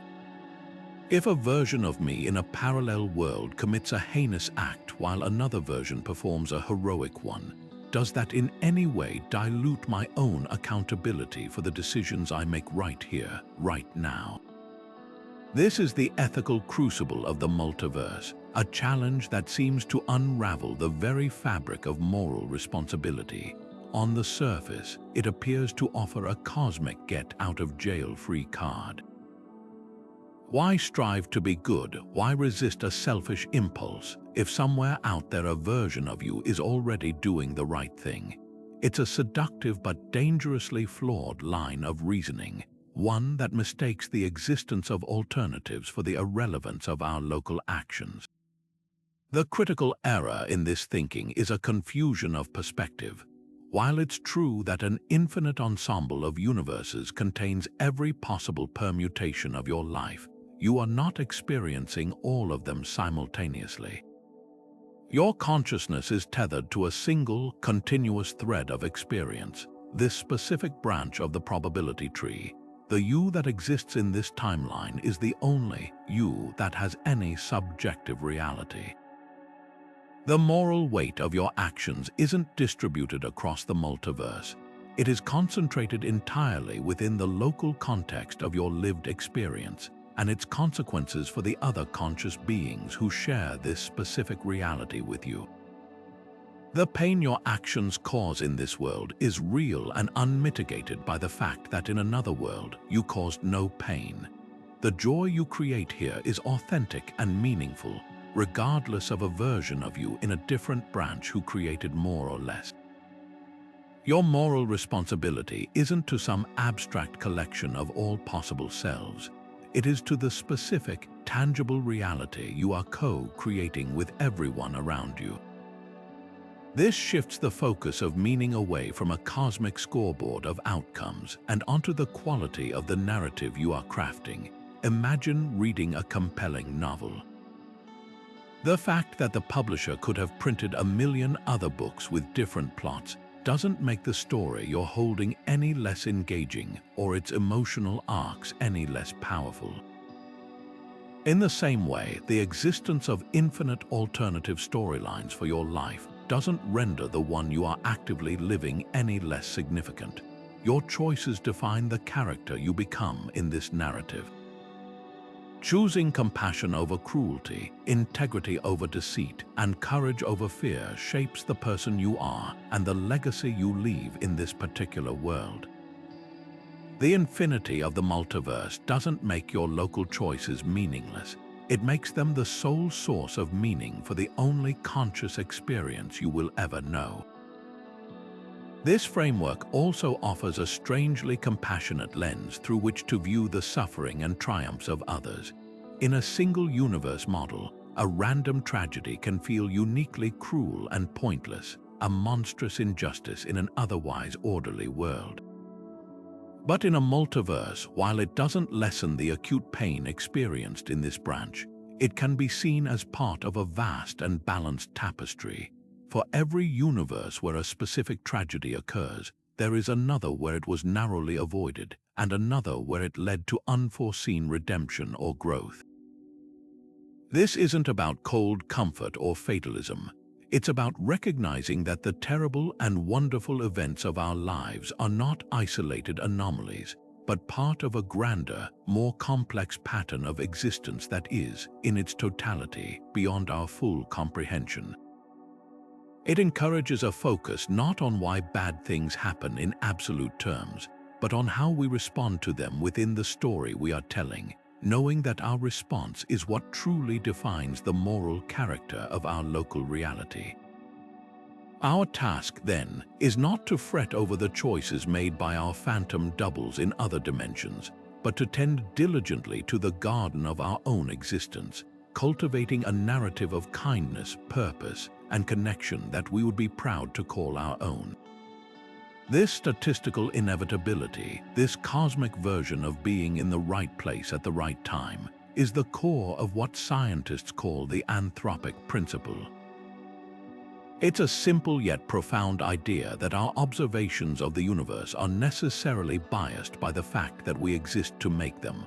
We could not possibly find ourselves in a universe devoid of the conditions that allow for our existence, so the mere fact that we are here to ponder these questions automatically filters the kind of universe we must inhabit. It's like a fish born in a pond wondering why the world is so perfectly wet, not realizing that if it were dry, it wouldn't be around to ask the question. The principle comes in two main flavors, and the distinction is crucial. The weak anthropic principle simply notes this observational selection effect. We observe constants that allow our existence because those are the only constants compatible with observers. It's a statement of logical necessity. The strong anthropic principle, however, goes a step further, suggesting that the universe must have properties that allow life to develop at some stage in its history, which edges into more controversial, almost teleological territory. The multiverse provides the most elegant and natural framework for the weak anthropic principle, transforming it from a philosophical curiosity into a powerful predictive tool. To appreciate just how razor-thin the margin for error is, consider the precise calibration of the fundamental forces. If the strong nuclear force, which binds atomic nuclei together, were just a few % stronger, hydrogen would be unstable and stars like our Sun, which fuse hydrogen into helium, could never form. The universe would be a dark, starless void. If it were slightly weaker, complex elements essential for planets and life, like carbon and oxygen, couldn't be forged in stellar furnaces. The gravitational constant is another master dial set with impossible precision. If gravity were a bit stronger, the universe would have collapsed back on itself in a fiery crunch moments after the Big Bang. If it were slightly weaker, matter would have flown apart too rapidly to ever coalesce into galaxies and stars. Even the cosmological constant, which governs the acceleration of the universe's expansion, is fine-tuned to an astonishing 1 part in 10 to the 120th power, a number so incomprehensibly large that it is often cited as the most precise number in all of physics. Get it wrong by a hair, and the universe either rips itself apart too quickly for life to form or collapses before the first star ever ignites. Before the multiverse concept, this breathtaking fine-tuning was the ultimate puzzle. It seemed to point toward a cosmic designer, a universe tailor-made for us. The multiverse offers a dramatically different and deeply humbling explanation. In an infinite or near-infinite ensemble of universes, the physical constants are not universal laws but local variables, set randomly during the formation of each bubble or brane. The vast, overwhelming majority of these universes are stillborn or barren. They flash into existence with constants that lead to immediate collapse, or they expand forever as empty, featureless voids, or they are filled with chaotic radiation but no stable atoms. These are the cosmic deserts, but in a statistically inevitable few, the dials land in the perfect Goldilocks zone. Not too hot, not too cold, but just right. Our universe isn't a miracle, it's a lottery winner. We shouldn't be surprised to find ourselves in a habitable universe any more than a lottery winner should be surprised to hold the winning ticket. Someone had to win, and we are the someones who did. this doesn't erase the wonder of our existence. It grounds it in a new kind of majesty, the majesty of probability operating on an infinite canvas. This perspective completely reframes the ancient philosophical question of our place in the cosmos. It moves us from the center of a specially created stage to a humble corner of a boundless cosmic archipelago. Our universe is not for us. We are simply a possible outcome within it. This is a profound Copernican revolution on the grandest possible scale. Just as Copernicus showed Earth was not the center of the solar system, and Hubble showed our galaxy was not the center of the universe, the multiverse suggests our entire cosmos, with all its hundreds of billions of galaxies, may not be the center of existence either. It is simply one possibility that actualized, one page in a library containing every story that can ever be written. The search for a single, elegant equation that explains why our constants have the values they do may be a fool's errand. There is no why beyond the random chance of a cosmic dice roll at the moment of genesis for each universe. The true theory of everything may not be a single set of laws, but a meta-law that describes the landscape of all possible laws and the mechanism, like eternal inflation, that randomly samples from that landscape.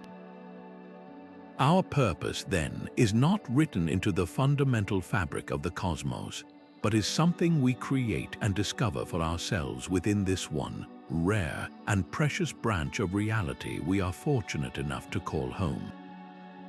Yet this breathtaking vision of a single inflationary event birthing our universe is merely the opening chapter of a far grander story. The theory of eternal inflation takes this powerful engine of creation and sets it into perpetual motion, proposing that the process which forged our cosmos didn't just happen once and shut down, but continues to roar on forever, constantly spawning new universe bubbles in an unending cosmic fireworks display. This transforms the multiverse from a static collection of worlds into a dynamic, ever-growing, and truly infinite fractal of reality, a place where the very notion of a single beginning becomes a quaint and local illusion. To grasp how this works, imagine not a single bubble in a pot of boiling water, but the entire pot itself at a furious, rolling boil.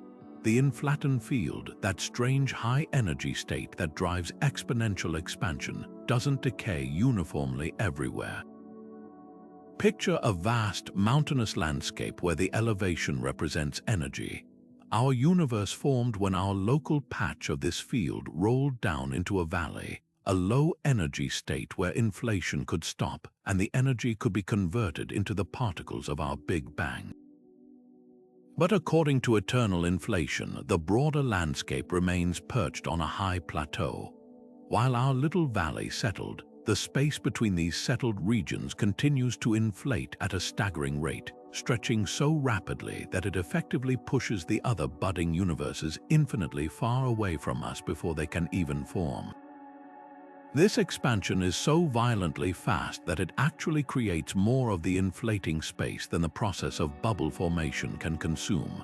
The decay into stable universes is always playing catch-up, forever unable to overtake the runaway expansion of the inflationary background itself. This means the process is eternal. The meta-universe, the grand stage on which this all plays out, is forever giving birth to new baby universes while its own fabric expands without end. The implications for the nature of time and creation are utterly profound. We are used to thinking of the Big Bang as the ultimate beginning, time zero for all that exists. Eternal inflation shatters this linear narrative. In this view, our Big Bang was not the start of everything.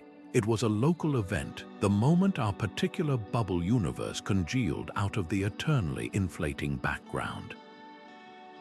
There is no single beginning for the entire multiverse. The meta-universe, the arena of eternal inflation, may have no beginning or end in time. It simply is a timeless, self-sustaining engine of creation where the concept of before the Big Bang becomes meaningful. Before our bang, the eternal inflationary state existed, and it was busily creating other universes. Our entire cosmic history, from the first second to the distant heat death trillions of years from now, is just a fleeting episode within an infinitely larger and older structure. Creation is not a past event but an ongoing process, as continuous and inevitable as waves breaking on a shore that has always existed and always will. This model also provides the most robust physical mechanism for the staggering diversity of the multiverse. As each new bubble universe forms, the inflattened field within it settles into its low-energy state in a slightly different way, a process known as quantum tunneling. This random settling act effectively randomizes the physical constants and even the number of spatial dimensions for that new universe. The resulting cosmic landscape is one of unimaginable variety. For every universe like ours, with its perfect balance for life, there are countless others that are stillborn, collapsing instantly into black holes, or vast, empty expanses where forces are too weak to ever form an atom, or chaotic hellscapes of intense radiation and heat. Our universe isn't fine-tuned. It's simply one possible outcome in an infinite lottery, and we are the lucky winners who get to experience a reality that is stable, complex, and observable. The eternal inflationary multiverse doesn't require a designer. It only requires the relentless, mindless laws of physics operating on an infinite canvas, inevitably producing every possible permutation of reality through sheer statistical inevitability. We find ourselves in one of the gems amidst an infinite heap of chaos, not because it was made for us, but because in an infinite heap, every possible gem must exist somewhere. Among the infinite branches of the quantum multiverse, there exists a version of you that paused this video just now to answer the door, and another who is listening with rapt attention while eating a slice of pizza you don't remember buying. This is the deeply personal and often unsettling consequence of the many worlds interpretation, the undeniable existence of parallel selves. These aren't mere doppelgangers or philosophical abstractions. They are you in the most fundamental sense, each born from a different choice, each carrying the same genetic code and life history up to the moment of divergence, now living out the full consequences of a path you did not take. They are the ultimate what-if, made flesh and blood in a reality just as solid as your own. This proliferation of identity forces us to dismantle and reassemble our very understanding of the self. We typically conceive of ourselves as a single, continuous thread of consciousness, a narrative with one author and one storyline. The many worlds vision shatters this illusion, revealing that you are not a singular entity, but a spectrum of potentialities scattered across the probability tree of existence. The person you are today is not the totality of who you could be, but merely the specific instance that has persisted along this particular branch. Your consciousness isn't hopping between these versions. Each branch has its own separate, equally valid stream of awareness. The you reading this is utterly isolated from the you that chose a different college major, said yes to a different date, or took a different turn on a rainy night. You are not the collection of all your possible selves. You are the curator of this single, unfolding experience. This naturally invites a profound and sometimes painful form of reflection on regret and envy. It's human nature to wonder about the roads not taken, to occasionally gaze into the rearview mirror of our lives and imagine a brighter, shinier destination. The knowledge that a happier, wealthier, or more successful version of you actually exists out there could be a source of immense anguish, a constant phantom reminder of your perceived failures. Yet this perspective is fundamentally flawed because it mistakes the snapshot for the entire film. That other you may have achieved a professional milestone you dream of, but perhaps at the cost of the personal relationships you cherish most in this timeline.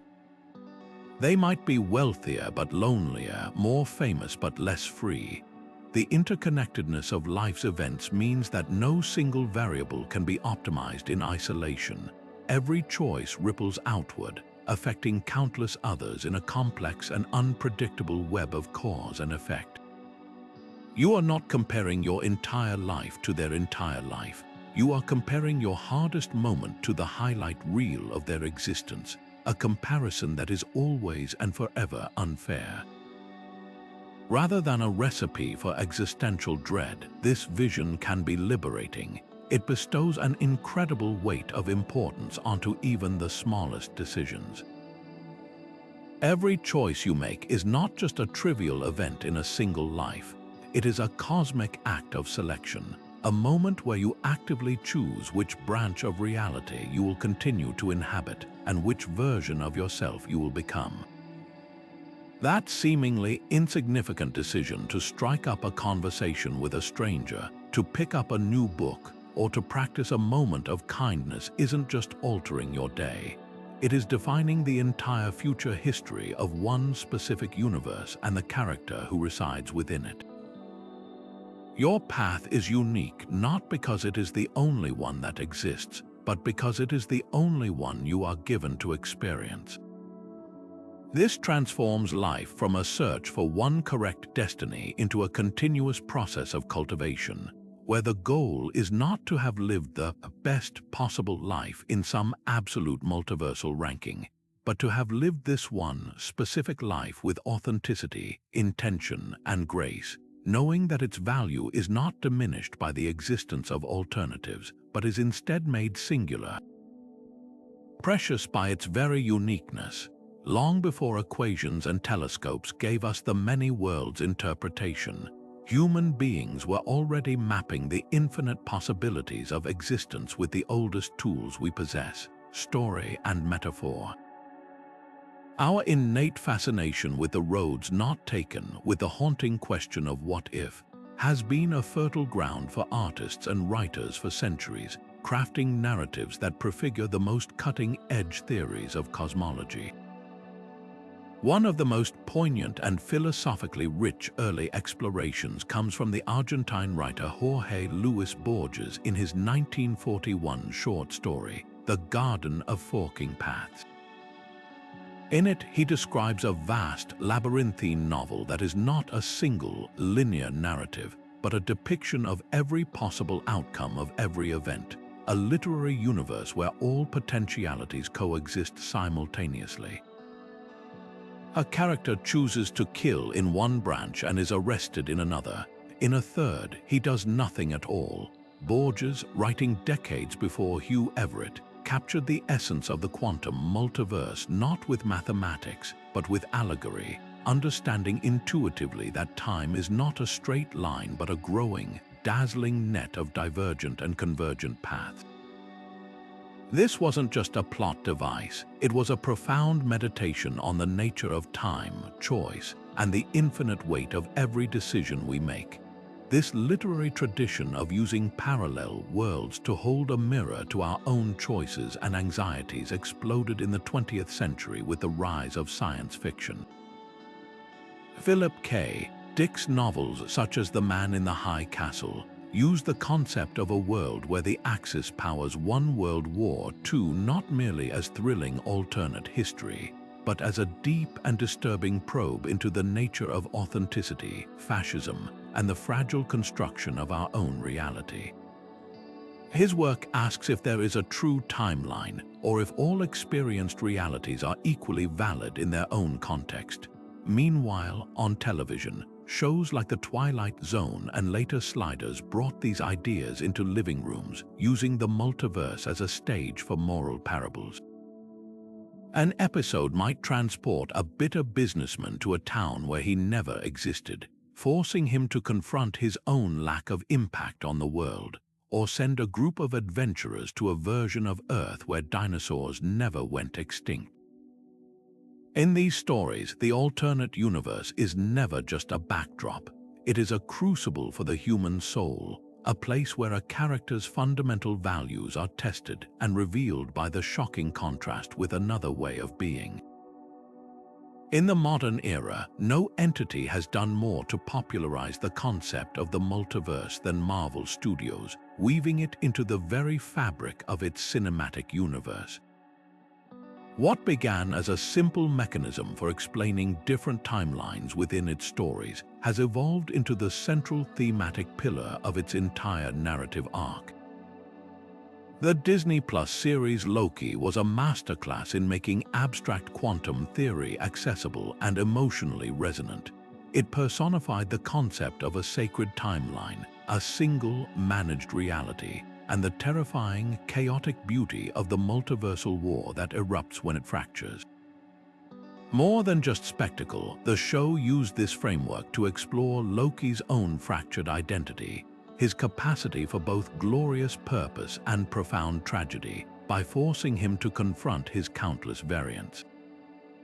We see a Loki who is a hero, another who is a tired old man, and even one who is an alligator, each a living testament to the different paths one life can take based on a single different choice or chance event.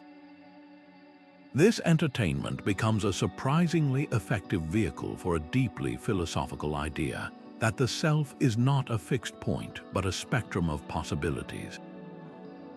This artistic exploration does more than just entertain. It serves a vital function in the human understanding of these colossal ideas. Theoretical physics deals in abstractions that are often impossible to visualize or emotionally connect with. How does one truly grasp the existential weight of infinite versions of oneself? Art and literature provide the bridge. They allow us to feel the concept. We feel the pathos of Doctor Strange meeting a variant of himself who made a terrible sacrifice, or the eerie discomfort of watching a seemingly perfect suburban world in the good place that is actually a personalized hell. These narratives give us a language and an emotional vocabulary for concepts that mathematics alone cannot provide. They allow us to practice living in a multiverse, to grapple with the implications for our own identity, our regrets, and our sense of free will in a safe, contemplative space. They ask us the questions that physicists cannot answer. If there is a version of you that is fundamentally better, does that make you a failure? If a version of you commits an atrocity, are you in some way responsible? Is redemption possible when every mistake is forever enshrined in another reality? Ultimately, the multiverse in fiction acts as the ultimate metaphor for the human condition itself. Our lives are a constant process of choosing, of closing one door while countless others remain forever shut. Art gives us the magical ability to peek through those other keyholes, not to torment us with envy for the lives we are not living, but to help us understand the profound significance of the life we are. It tells us that our story matters not because it is the only one, but because it is the one we are actively, consciously authoring with every passing moment. These creative visions remind us that science and storytelling are not opposing forces, but two essential, complementary ways of seeking truth, both trying to answer the same eternal questions about who we are and what kind of reality, out of all possible realities, we find ourselves in. But if the inflationary and quantum multiverses paint reality on a grand, continuous canvas, another profound theory suggests this smooth picture is itself an illusion, and that the true fabric of existence is woven from something far more fundamental and granular. This is the vision of causal sets theory, an approach to quantum gravity that proposes spacetime is not a smooth, flowing continuum as Einstein described, but is instead composed of a vast number of discrete, indivisible elements like the pixels on a screen or the atoms in a crystal. In this view, the seamless universe we perceive is a macroscopic approximation, an emergent property of an underlying reality built from a finite number of tiny, fundamental events. The theory gets its name from its two core principles. The set refers to the collection of these elementary spacetime atoms, these individual points of existence. The causal part is even more crucial. It refers to the network of relationships that connect them. Each element is partially ordered by a fundamental before and after relationship, a basic cause and effect connection that defines the very flow of time and the structure of reality at its most basic level. Imagine the entire history of the cosmos not as a flowing river, but as a colossal, growing diamond, with each new facet representing a single, irreducible event. The birth of a photon, the collision of two atoms, a thought in your brain, each would be a unique element in this cosmic set. What gives structure to this seemingly random collection of points is the causal relationship between them. One event or element precedes another and influences it. This creates a vast cosmic web of connectivity, a directed network where the links represent the most fundamental possible interaction. That one thing can affect another. From this incredibly sparse foundation, just a set of points and the relationships between them, the theory aims to rebuild our entire reality. The four-dimensional smooth spacetime of general relativity, with its warps and curves that we call gravity, would emerge as a large-scale approximation, much like the smooth surface of a pond emerges from the chaotic motion of countless water molecules. The theory is breathtaking in its minimalist ambition, trying to derive the entirety of the cosmos from nothing more than two simple concepts: a collection of things and the order in which they can affect one another. This framework naturally gives rise to a multiverse of staggering proportions, but of a very different character than the branching worlds of quantum mechanics or the inflating bubbles of cosmology. Here, the plurality of worlds doesn't come from quantum splits or cosmic bubbles, but from pure combinatorics, the mathematics of different ways to arrange things. Each possible, self-consistent configuration of the causal set, each unique way to connect the elementary events in a valid cause and effect order, represents a different universe. Our universe, in this view, is one specific, incredibly complex causal network, but the number of other possible networks, other ways to order these fundamental events, is unimaginably vast, effectively infinite. There would be universes with causal structures that are linear and chain-like, others that are densely interconnected webs, and still others with bizarre, non-linear time loops that would be completely incomprehensible to us. Each one is a static, four-dimensional structure, a complete block of history defined entirely by its internal causal relationships. This is a multiverse not of parallel timelines, but of every possible history that can be logically constructed from a set of discrete events. The implications of this are profound, challenging some of our most deeply held intuitions about reality. First, it suggests that spacetime is not a fundamental stage upon which events play out. The stage is the events themselves and their connections. There is no empty space or void at the most basic level. There are only the elements and the causal links between them.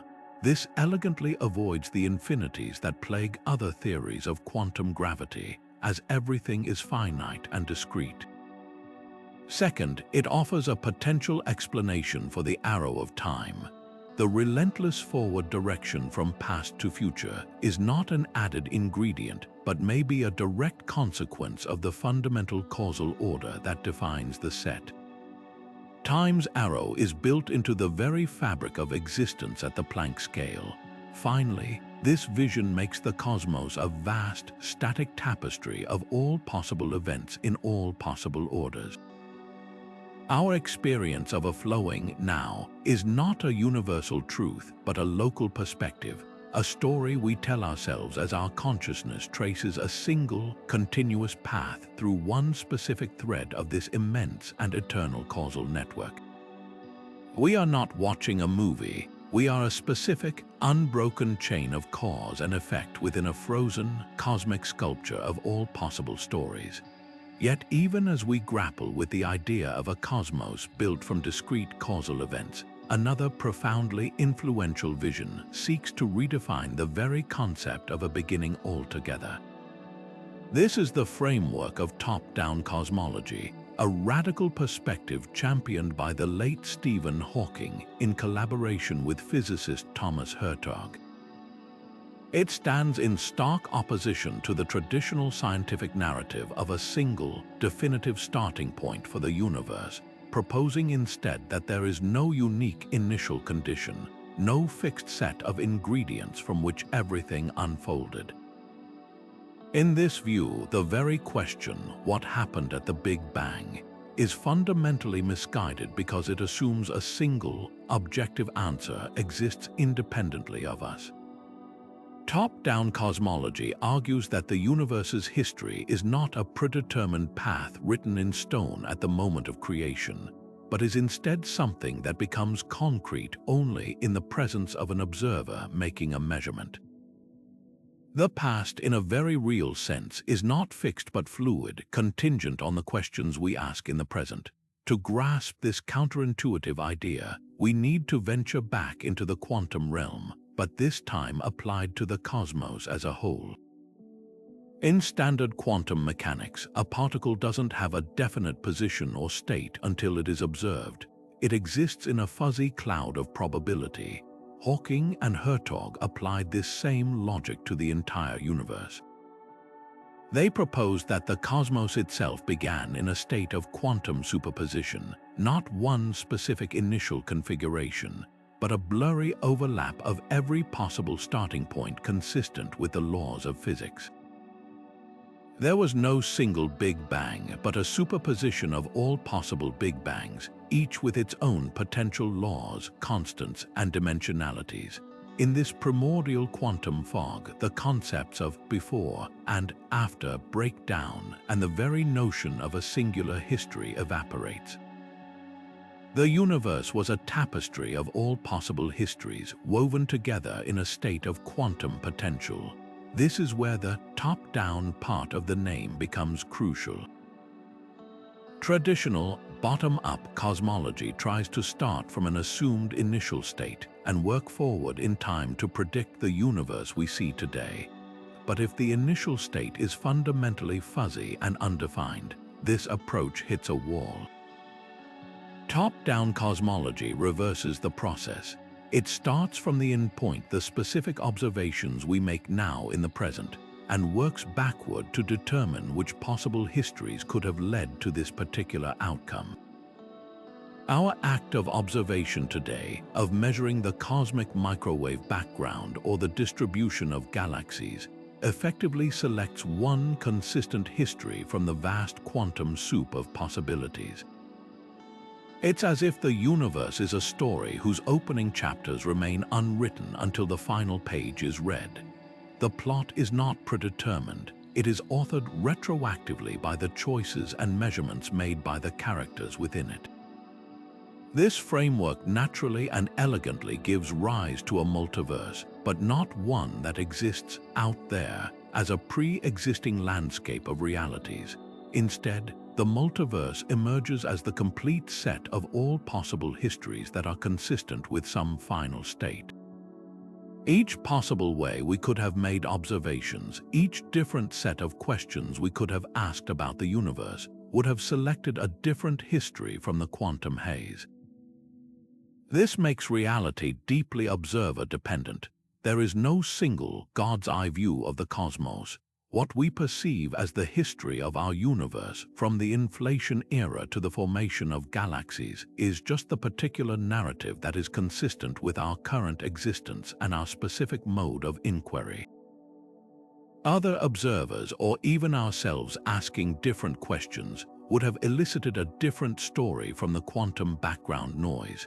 The multiverse, in this view, is not a place but a potentiality, a vast library of dormant histories that only become actualized when an observer interacts with the present. It challenges the bedrock assumption of an objective, external reality with a fixed past, suggesting instead that we are co-authors of cosmic history, our observations weaving a single thread of reality from an infinite loom of possibility. This dizzying proliferation of selves, each living out the full consequences of a different choice, lands with a profound thud in the realm of human agency. If every conceivable decision is actualized somewhere in the multiverse, does that render our own local experience of choosing completely meaningless? Does the existence of a universe where you heroically resisted temptation and another where you tragically succumbed to it in any way diminish your accountability for the path you are on right now? This is the ethical and philosophical crucible where the multiverse concept meets the ancient, deeply personal problem of free will, and the implications are as unsettling as they are fascinating. On the surface, it seems to present a powerful argument for determinism, the idea that our choices are an illusion and that every event is the inevitable result of prior causes. If the universe is constantly splitting to accommodate every possible outcome of every quantum event, then it appears that the path we take is not a matter of genuine, uncaused choice, but simply the branch we happen to find ourselves on. In this view, free will is a phantom sensation. We feel like we are making decisions, but the multiverse is merely unfolding a predetermined script where every possible line is already written. You are always going to choose the apple over the orange, not because you freely weighed the options, but because the quantum dice landed in a way that placed your consciousness on the branch where that specific choice was made. This perspective can feel deeply disempowering, suggesting we are passive riders on a cosmic roller coaster with an infinite number of tracks, merely experiencing the ride assigned to us by a random number generator at the foundation of reality. However, this interpretation makes a critical error in perspective, confusing the map for the territory. The existence of every possible outcome does not negate the reality of the choice-making process itself. Your conscious deliberation, the weighing of pros and cons, the pull of desire, the voice of conscience, is not an illusion. It is the very mechanism the universe uses to determine which branch you, the localized point of awareness, will continue to experience. Think of it not as a pre-recorded movie with alternative endings, but as a live, interactive performance where your actions directly script the next scene. The fact that other performances with different scripts are happening in other theaters doesn't make your performance any less real or your improvisation any less genuine. Your free will isn't about controlling the entire multiverse. It's about authoring the specific narrative of this universe, the one you are inextricably linked to. This shifts the entire debate from a cosmic scale to a personal one, reframing free will not as a metaphysical power to alter the grand structure of reality, but as the authentic, subjective experience of navigating a branching tree of possibilities. We feel we have free will precisely because we are cognitively closed off from the other branches. We cannot directly perceive or access the versions of ourselves who made different choices. Our awareness is locked onto a single, continuous thread of experience. This isolation is what creates the profound, visceral sense of autonomy. The agony of a difficult decision, the weight of responsibility, the thrill of a risk. These emotions are not diminished by the knowledge that other outcomes exist. They are intensified because they are the forces that shape the only reality you will ever know. Your choices define the character you become in this story, and the quality of that story is the only thing that has any meaning for you. Ultimately, the multiverse may not solve the mystery of free will, but it dramatically refines the question. It suggests that the real value of our choices lies not in their cosmic uniqueness, but in their local significance. Whether or not your decision was the only one possible in some absolute sense is irrelevant. What matters is that it felt real to you, it had consequences for you and those around you in this branch, and it set you on a path toward becoming a specific kind of person. The multiverse doesn't strip away our agency. It bestows upon our every action an incredible weight, knowing that each choice carves out a distinct and permanent universe with its own history, its own future, and its own version of you that must live with the results. In this light, free will is not an illusion to be debunked, but a precious and powerful experience to be cherished, the ability to consciously navigate one path through an infinite labyrinth, and to imbue that single, golden thread with all the meaning, love, and purpose we can muster. But if the branching of worlds and the bubble multiverses suggest a cosmos of separation, where each reality is its own isolated island, the next vision weaves these disparate threads into a single, shimmering tapestry. This is the staggering possibility of entangled universes, a concept that takes the most bizarre and counterintuitive phenomenon from the quantum realm, entanglement, and scales it up to a cosmic level, suggesting that the entire multiverse might be a deeply interconnected, inseparable whole. To grasp this, we must first revisit the quantum original, a phenomenon so strange that even Einstein famously derided it as spooky action at a distance. At the subatomic level, entanglement occurs when two particles interact in such a way that their fates become permanently linked, their properties intertwined regardless of the vastness of the space between them. Imagine creating a pair of magical dice. You roll them together and they both come up 6. You then take one die to the farthest galaxy, billions of light years away. When you look at the die you kept, it shows a 3. Instantly, and we mean instantly, the die in that distant galaxy also shows a 3. There was no signal sent, no communication. The result on one simply and immediately determines the result on the other, as if they were two parts of a single object. This isn't a thought experiment. It's a laboratory-confirmed fact that violates our classical intuition about locality, the idea that objects are only influenced by their immediate surroundings. The particles behave as a single system, defying the speed of light and the very notion of independent existence. Now, extend this logic from particles to entire cosmos. The entangled universes hypothesis proposes that our universe itself might not be a standalone entity, but one half of an entangled pair, or perhaps a single thread in a vast, interconnected network of realities. In this view, the Big Bang wasn't a solitary event, but a quantum fluctuation that gave birth to multiple universes simultaneously, and in that fiery genesis, their fundamental properties became inextricably linked. The physical constants of our universe, the strength of gravity, the mass of an electron, might not be random, independent variables, but might instead be correlated with, or even determined by, the constants of its entangled partner or partners. This suggests a cosmic symbiosis, a hidden harmony written into the laws of physics at the moment of creation. The implications of this are nothing short of revolutionary. It challenges the very principle of separability that underpins most multiverse theories. In the inflationary or many worlds models, universes are generally thought to be causally disconnected, forever flying apart and unable to interact. But if universes are quantum entangled, that separation is an illusion. They remain part of a single, unified quantum system, a meta-reality that transcends the boundaries of individual spacetime continuums.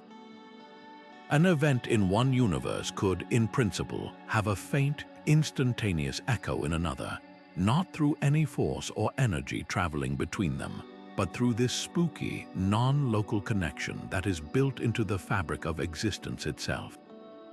This wouldn't be a portal you could travel through. It would be a fundamental, invisible link, like two neurons firing in sync in a cosmic brain.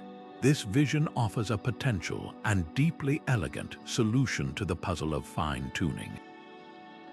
Instead of relying on the brute force statistics of an infinite landscape, where every constant combination is tried at random, entanglement could provide a mechanism for correlated fine-tuning. Perhaps universes that can support complex structures and observers only come in entangled pairs or groups, their constants mutually reinforcing to create stable, habitable conditions. Our universe's seemingly perfect balance might not be a lonely accident, but one half of a perfectly matched set, its properties locked in a delicate dance with another reality we can never directly see. This transforms the multiverse from a collection of strangers into a family, with each member subtly, instantaneously, influencing the others, bound together by the most mysterious connection in physics, creating a cosmic whole that is far greater than the sum of its parts. Imagine a universe where gravity is so weak that matter can never coalesce into planets or stars, a silent, eternal expanse of scattered gas and dust where the very concept of a sunrise is unimaginable. Now picture the opposite, a cosmos where gravity is 100 times stronger, a crushing reality where any star that forms would instantly collapse into a black hole, a realm of darkness punctuated only by the brief, violent flashes of stellar death. These are not just fanciful ideas, they are legitimate possibilities within the multiverse framework, where the fundamental constants that govern our reality are not universal laws at all, but merely local settings, the dials on a cosmic control panel that were randomly set when our particular universe bubbled into existence. The precise values we take for granted, the speed of light, the strength of the nuclear forces, the mass of an electron, are not written in stone. They are more like the winning numbers in a cosmic lottery, and the prize is a reality that can even host a lottery in the first place. Consider the delicate balance that allows atoms to exist. The force of electromagnetism, which causes negatively charged electrons to be attracted to positively charged protons, is perfectly counterbalanced by the electron's momentum as it orbits.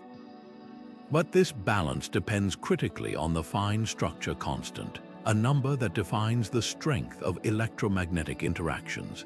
If this constant were just a few % larger, electrons would be pulled into the nucleus, preventing any atoms from forming. The universe would be a plasma of naked nuclei and electrons, incapable of forming the molecules that are the building blocks of everything we see. If it were slightly smaller, electrons wouldn't be bound to atoms at all, and matter would simply fly apart. Our entire reality, from the air we breathe to the stars we admire, hinges on this one value being exquisitely fine-tuned to allow for stable atomic structures. The strength of the strong nuclear force presents another razor's edge.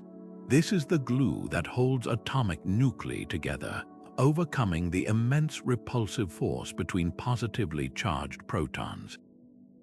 If this force were even marginally weaker, it couldn't bind protons and neutrons together. The only element that would exist is hydrogen, a solitary proton floating in a featureless void. There would be no carbon, no oxygen, no elements necessary for planets or life. Conversely, if the strong force were slightly stronger, it would be so powerful that it could fuse protons together without the need for the immense pressure and heat of a star's core.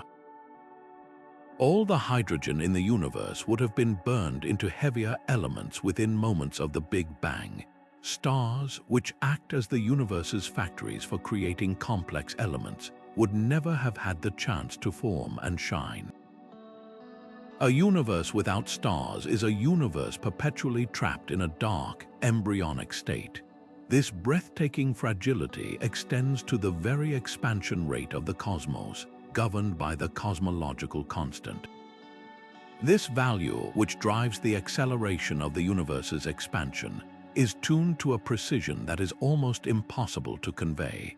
It is often said that if this number differed by as little as 1 part in 10 to the 120th power, the universe would be unrecognizable. A slightly larger value would have caused space to expand so violently after the Big Bang that galaxies, stars, and planets could never have coalesced.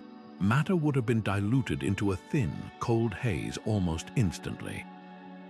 A slightly smaller value and gravity would have won out, causing the entire universe to collapse back in on itself in a big crunch, only a few million years after it began, far too soon for any complexity to arise. Our existence is balanced on a needlepoint between these two catastrophes. What this reveals is that our universe is not a standard model, it is a spectacular outlier. For every universe like ours, with its perfect Goldilocks conditions, there must be an unimaginable number of failed universes. There are cosmoses where time, as a coherent phenomenon, doesn't exist because the constants that govern causality are too chaotic. There are realities where the concept of chemistry is impossible because the forces that allow for molecular bonds are either too strong or too weak. There are worlds where the speed of light is so slow that special relativity dominates everyday life, or so fast that cause and effect become disconnected.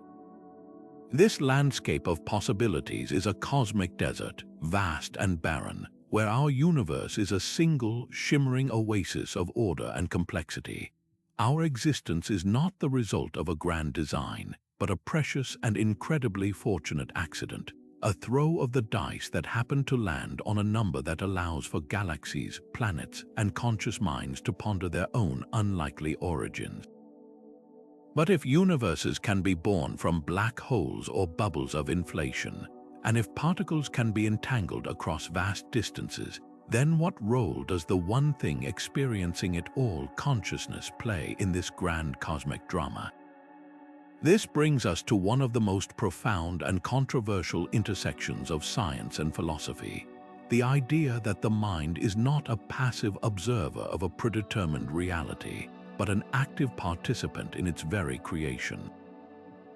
This vision suggests that consciousness and the cosmos are not separate entities, but are deeply intertwined in a dance of co-creation, with the multiverse providing the ultimate stage for this collaboration between mind and matter.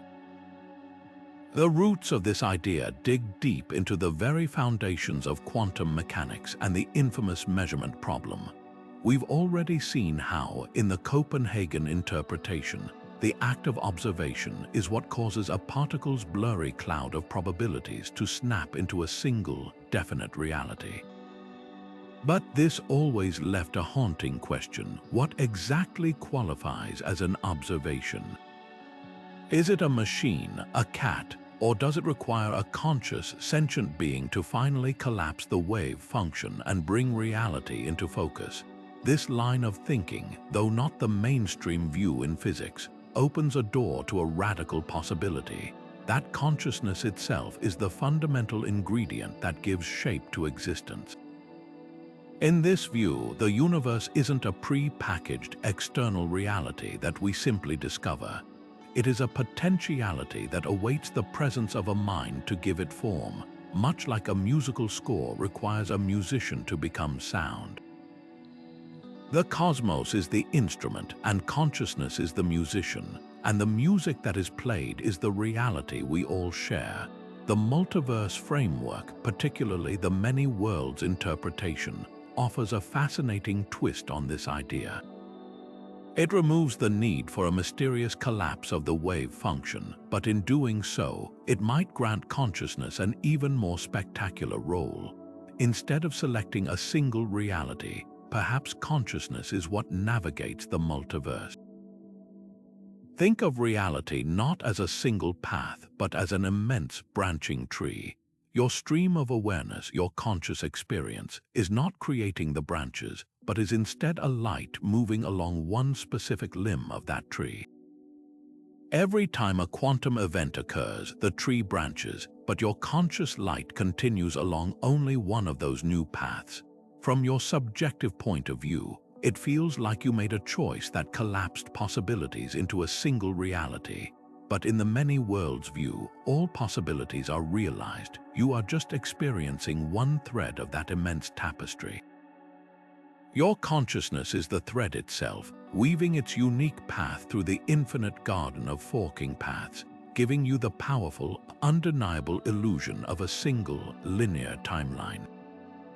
This perspective elevates consciousness from a mere byproduct of brain chemistry to a fundamental aspect of the cosmos. It proposes that mind is not emergent from matter, but is a basic feature of reality, as fundamental as space, time, and energy.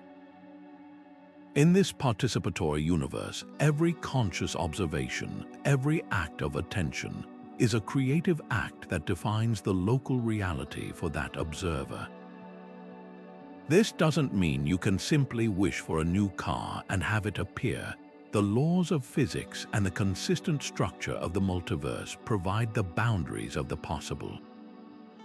But within that vast landscape, your focus, your intentions, and your choices determine which of the infinite potential realities you will actually experience and call your own. Reality becomes a collaborative project, a constant dialogue between the external world of quantum potential and the internal world of conscious experience, each giving rise to and defining the other in an endless creative loop. We have explored universes as bubbles, as branches, and as mathematical abstractions. But what if the multiverse is not a static collection but a living, breathing, evolving ecosystem? This vision invites us to trade the cold, mechanical metaphors of physics for the vibrant, dynamic language of biology, imagining a cosmic landscape where universes don't just exist, they compete, cooperate, and evolve. This isn't merely a poetic fancy. It's a serious theoretical framework that applies the principles of natural selection to the grandest scales of reality, suggesting that the laws of physics themselves might not be fixed and eternal, but are instead subject to a form of cosmic evolution, with our own universe being a particularly successful specimen in a vast and teeming jungle of possibilities. The most compelling version of this idea comes from physicist Lee Smollen's theory of cosmological natural selection. Smollen was deeply troubled by the fine-tuning problem, the seemingly miraculous precision of the constants that allow for our existence. His brilliant and somewhat shocking proposal was that this precision isn't a miracle or a coincidence, but the result of a Darwinian process operating across generations of universes. The mechanism for this reproduction, black holes, in Smollen's model, every time a black hole forms in a universe, it gives birth to a new, baby universe in a region beyond its singularity. This new universe inherits its physical constants from its parent, but with the potential for slight random variations or mutations, much like genetic DNA is passed down with occasional copying errors. This creates a powerful selective pressure. Universes that are better at producing black holes will have more offspring. What conditions favor black hole production? You need stable stars that can form and then collapse. You need an abundance of heavy elements to create planets that can help catalyze stellar collisions. And you need an expansion rate that is slow enough to allow matter to clump together, but not so slow that everything collapses immediately. Our universe, with its perfect balance for chemistry, star formation, and planetary systems, is a black hole production powerhouse. We aren't fine-tuned for life, we are fine-tuned for fecundity.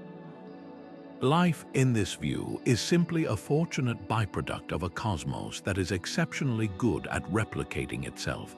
We are living inside a universe that won the cosmic fitness contest. This framework fundamentally transforms our understanding of the cosmos from a passive, clockwork mechanism into an active, evolving entity. It suggests a multiverse that is not a frozen landscape but a buzzing hive of activity, with new universes constantly being born, each a grand experiment in physics. Some of these offspring will be stillborn, collapsing instantly or flying apart too fast to form any structure. Others might be sterile, producing a few black holes but lacking the complexity for chemistry or life. And a select few, like our own, will hit the evolutionary jackpot, achieving a golden mean that allows for both prolific reproduction and the emergence of conscious observers who can wonder at it all. This is a vision of existence that is profoundly teleological, not in the sense of a divine plan, but in the sense of a driving evolutionary imperative, the imperative to replicate. The purpose of a universe, if it can be said to have one, is to make more universes, but the ecological metaphor doesn't stop at competition. It also opens the door to breathtaking possibilities of cosmic symbiosis. If universes can be born from black holes, what if they can also interact in more subtle ways? Could there be a form of cross-pollination between different cosmic branches? The idea of entangled universes, which we touched on earlier, fits perfectly here. Perhaps pairs or groups of universes are quantum mechanically linked, their fates intertwined from the moment of their birth in a shared quantum fluctuation. In this symbiotic relationship, the stability of one universe could be subtly reinforced by the existence of the other. Their constants could be mutually supporting, creating a stable, habitable partnership that is more robust than either universe could be on its own. Our universe's seemingly perfect fine-tuning might not be a solitary achievement, but the result of being one half of a matched set, its parameters locked in a harmonious dance with a twin reality we can never see. This shifts the entire paradigm of existence from a collection of isolated monads to a vast, interconnected web. The multiverse becomes less like a box of separate toys and more like a coral reef, a complex ecosystem where each organism, each universe, plays a role in the health and stability of the whole. Some universes might act as predators, their gravitational influence perhaps draining energy from others. Others could be like keystone species, their existence critical for the structure of an entire local group of realities. This ecological perspective challenges the very notion of a passive, indifferent cosmos. It paints a picture of a multiverse that is dynamic, interactive, and full of a strange, impersonal kind of vitality. It suggests that the story of existence is not a single, linear narrative, but an endless, branching saga of birth, death, competition, and cooperation on a scale so vast that it makes the entire history of life on our planet seem like a fleeting whisper in an eternal storm. We are not just inhabitants of a universe, we are the products of a cosmic evolutionary lineage that stretches back through an unimaginable chain of black holes, each one a womb for a new reality, in an unbroken cycle of creation that has been unfolding for eternity. Yet for all these grand physical mechanisms, inflation, quantum branching, black hole births, there exists a perspective that is perhaps even more fundamental, one that argues the multiverse is not merely a physical possibility but a mathematical certainty. This isn't about telescopes or bubble collisions. It's about the undeniable, ironclad logic of numbers and equations. Some of the brightest minds in theoretical physics contend that the existence of other universes is a non-negotiable consequence of our most successful theories. The mathematics that so perfectly describes our own reality doesn't just allow for other worlds, it demands them, weaving a multiverse not from the fabric of space-time, but from the very principles of logical consistency itself.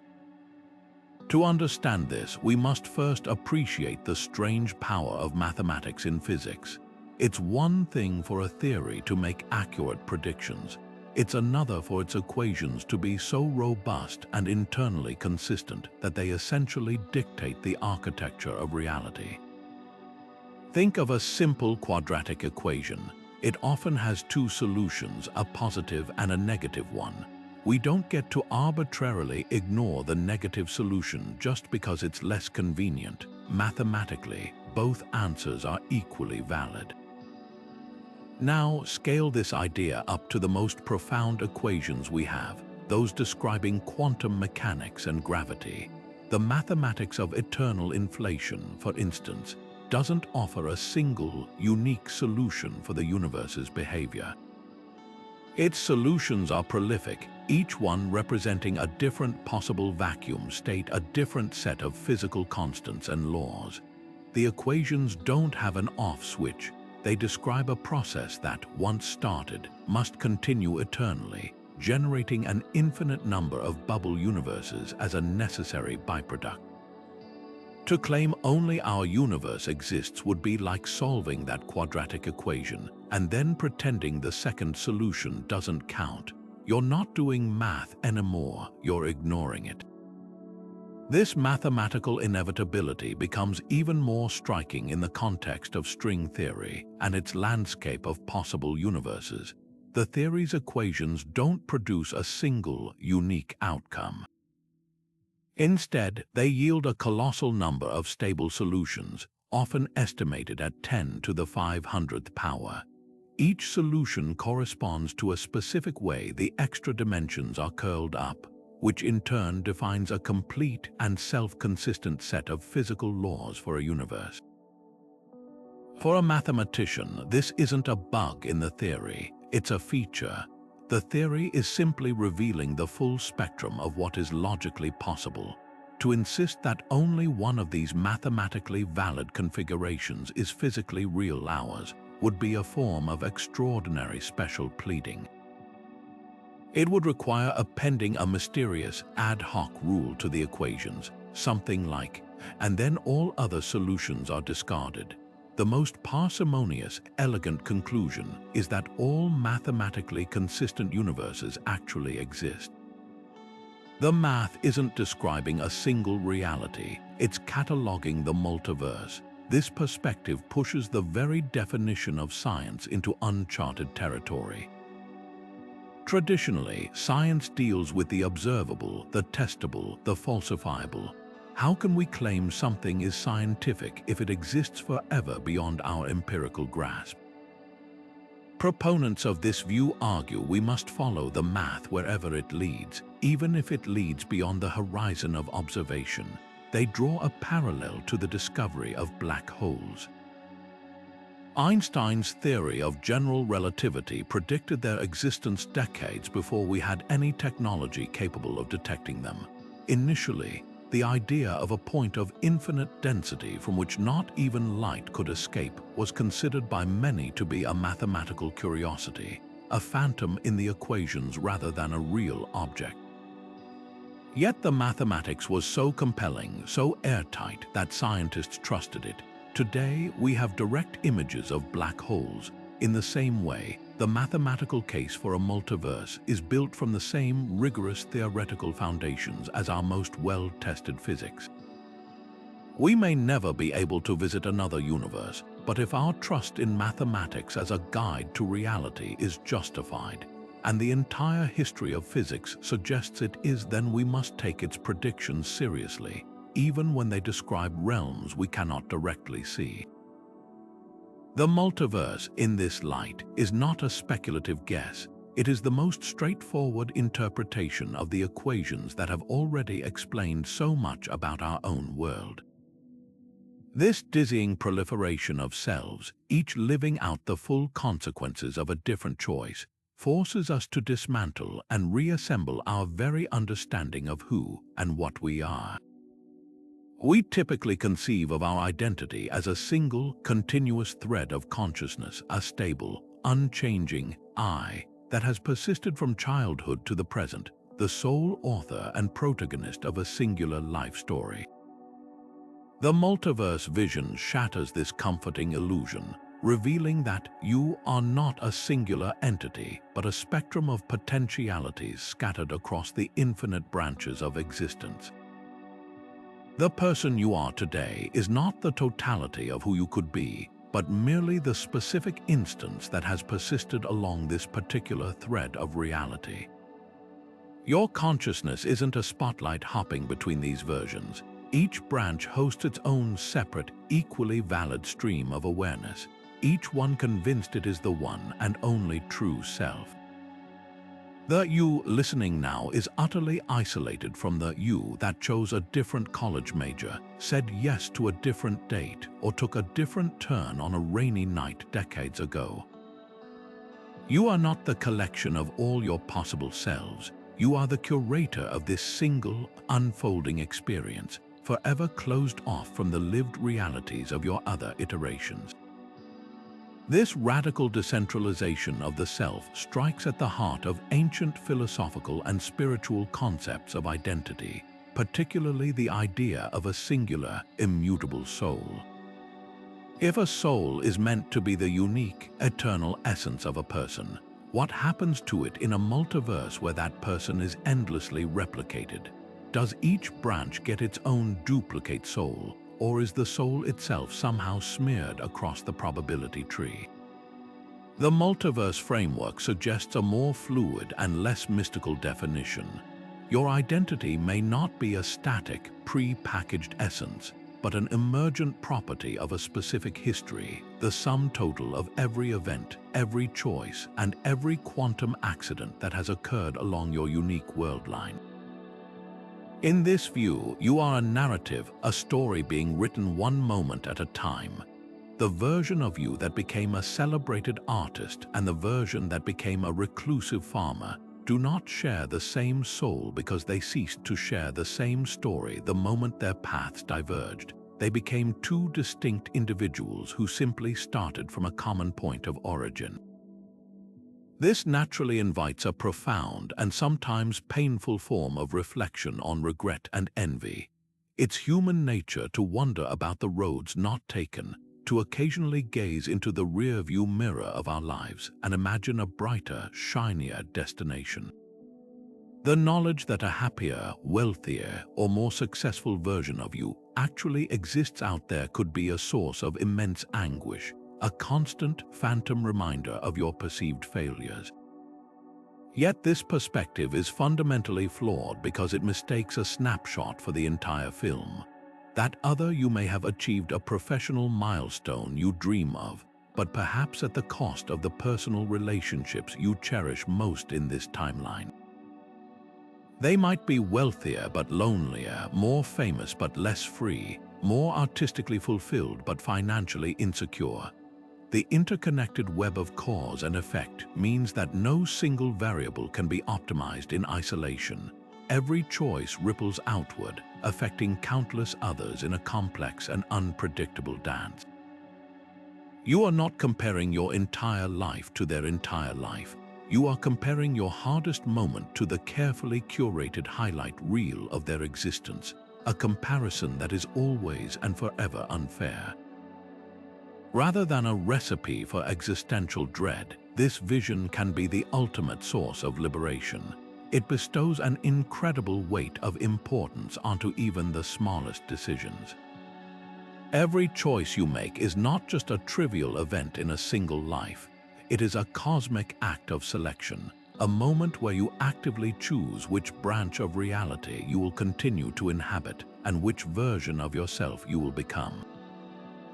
That seemingly insignificant decision to strike up a conversation with a stranger, to pick up a new book, or to practice a moment of kindness isn't just altering your day.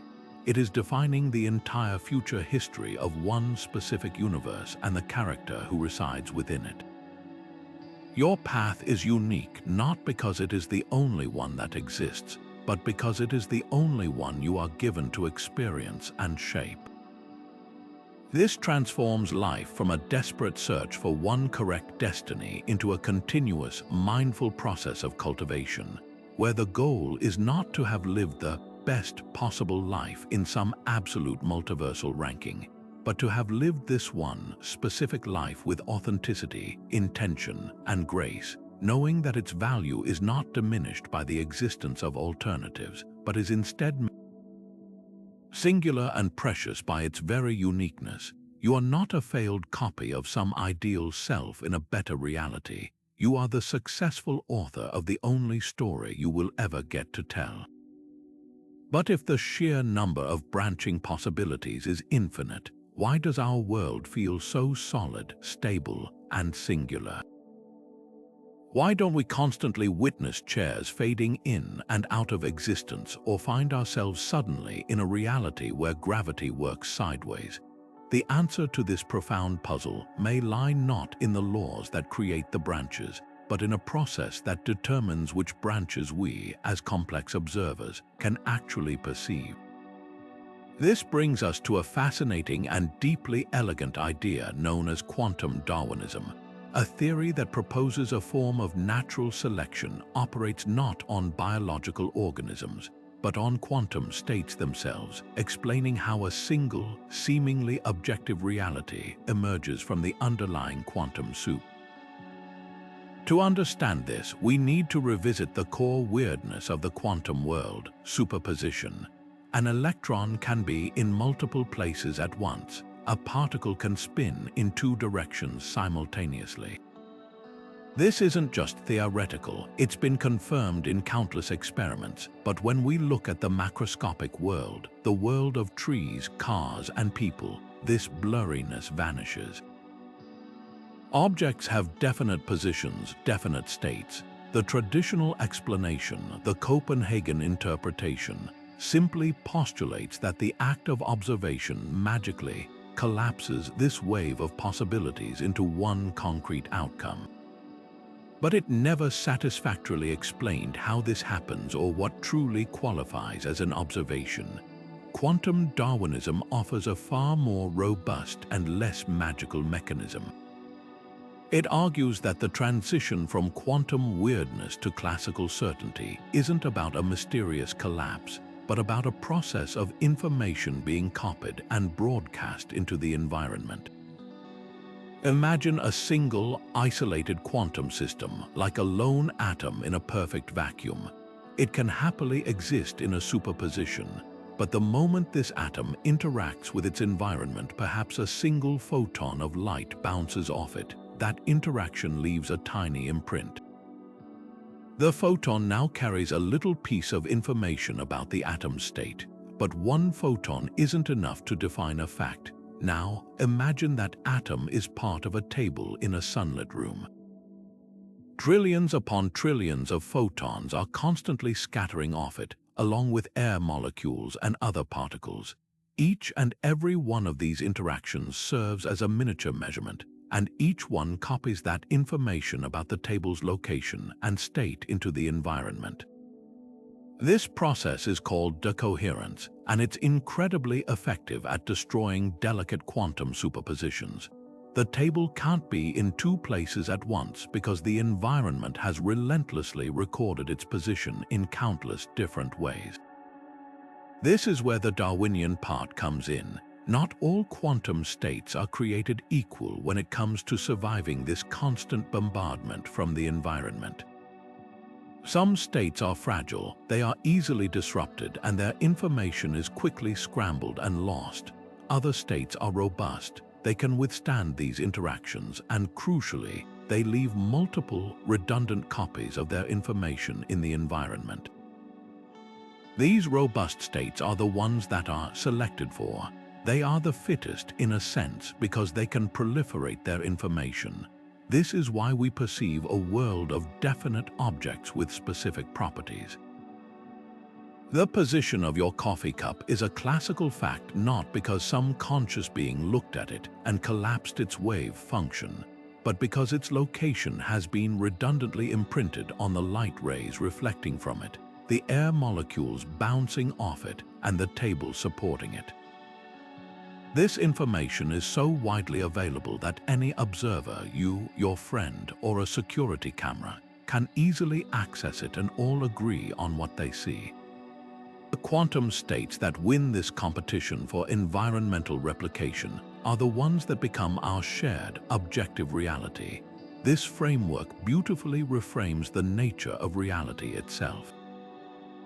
What we call the classical world is not the fundamental layer of existence.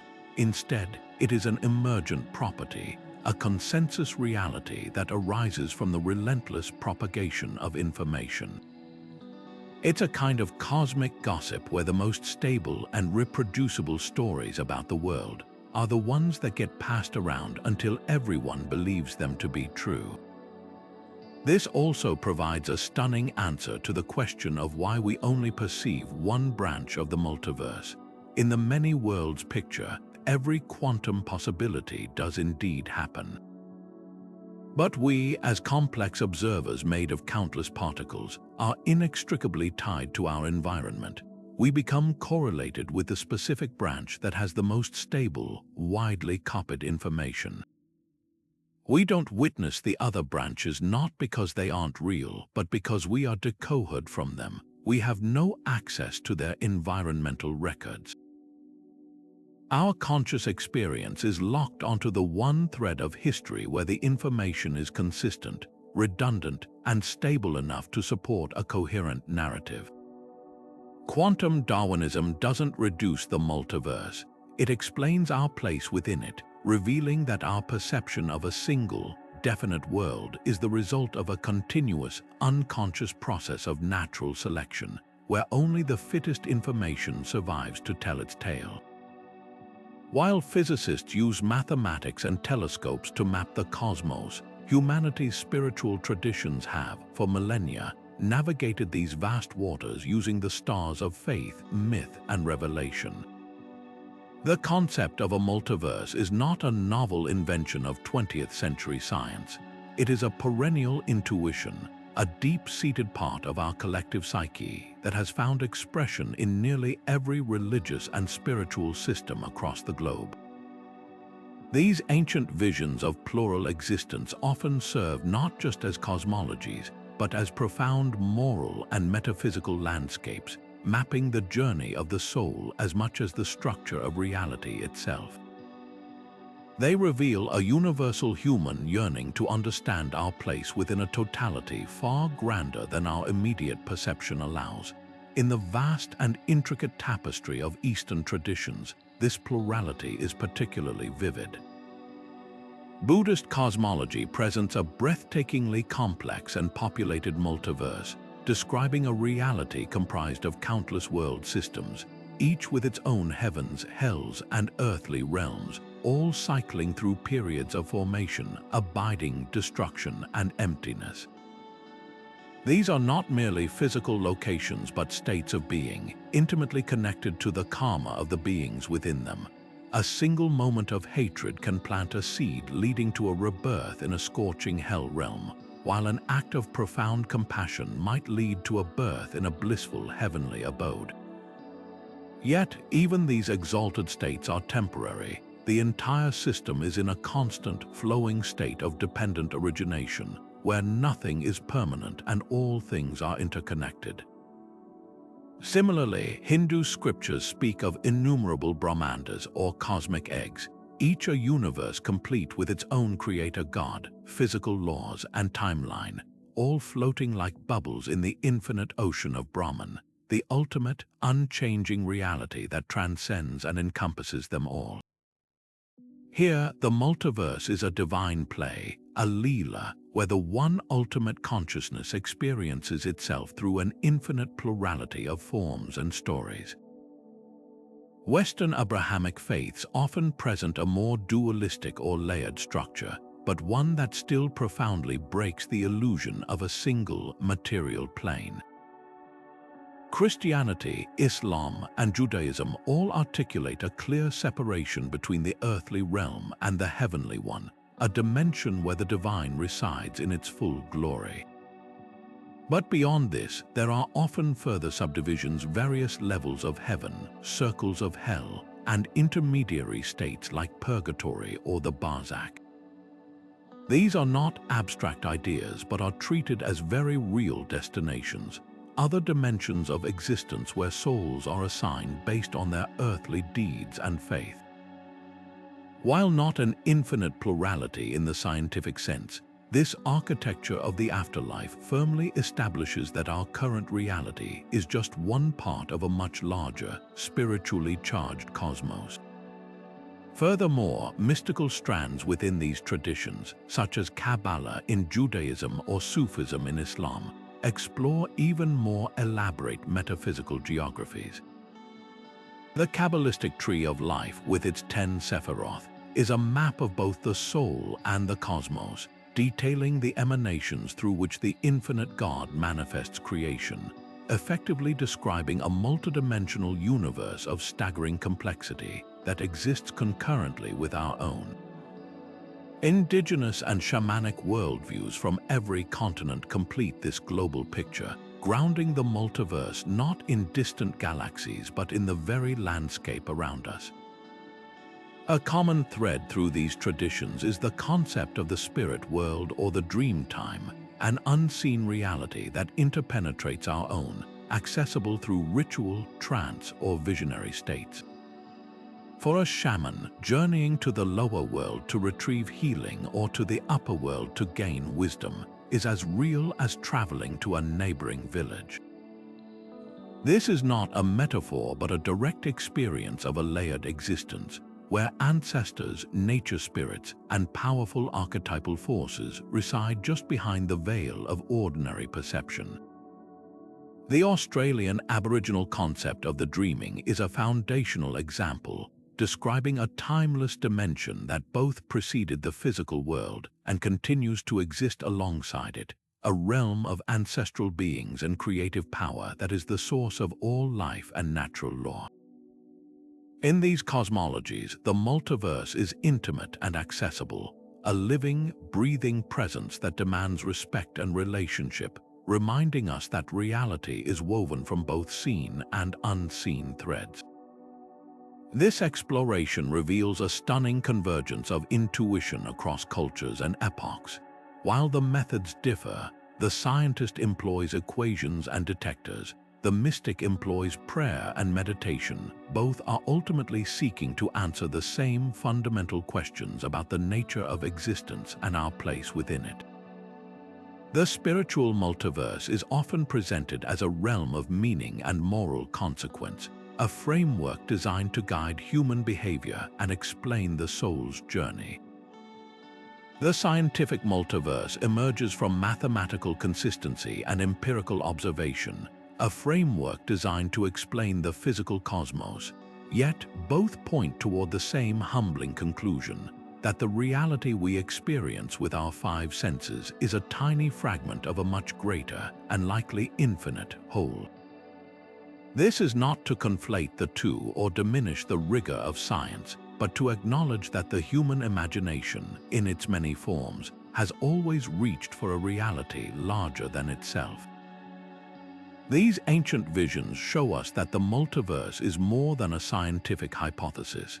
It is a fundamental archetype, a story we have been telling ourselves for thousands of years to make sense of the sublime and terrifying mystery of being.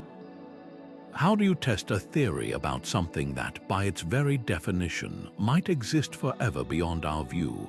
If other universes are truly separate, sealed-off realms with their own space and time, then a direct journey or even a direct signal is likely impossible.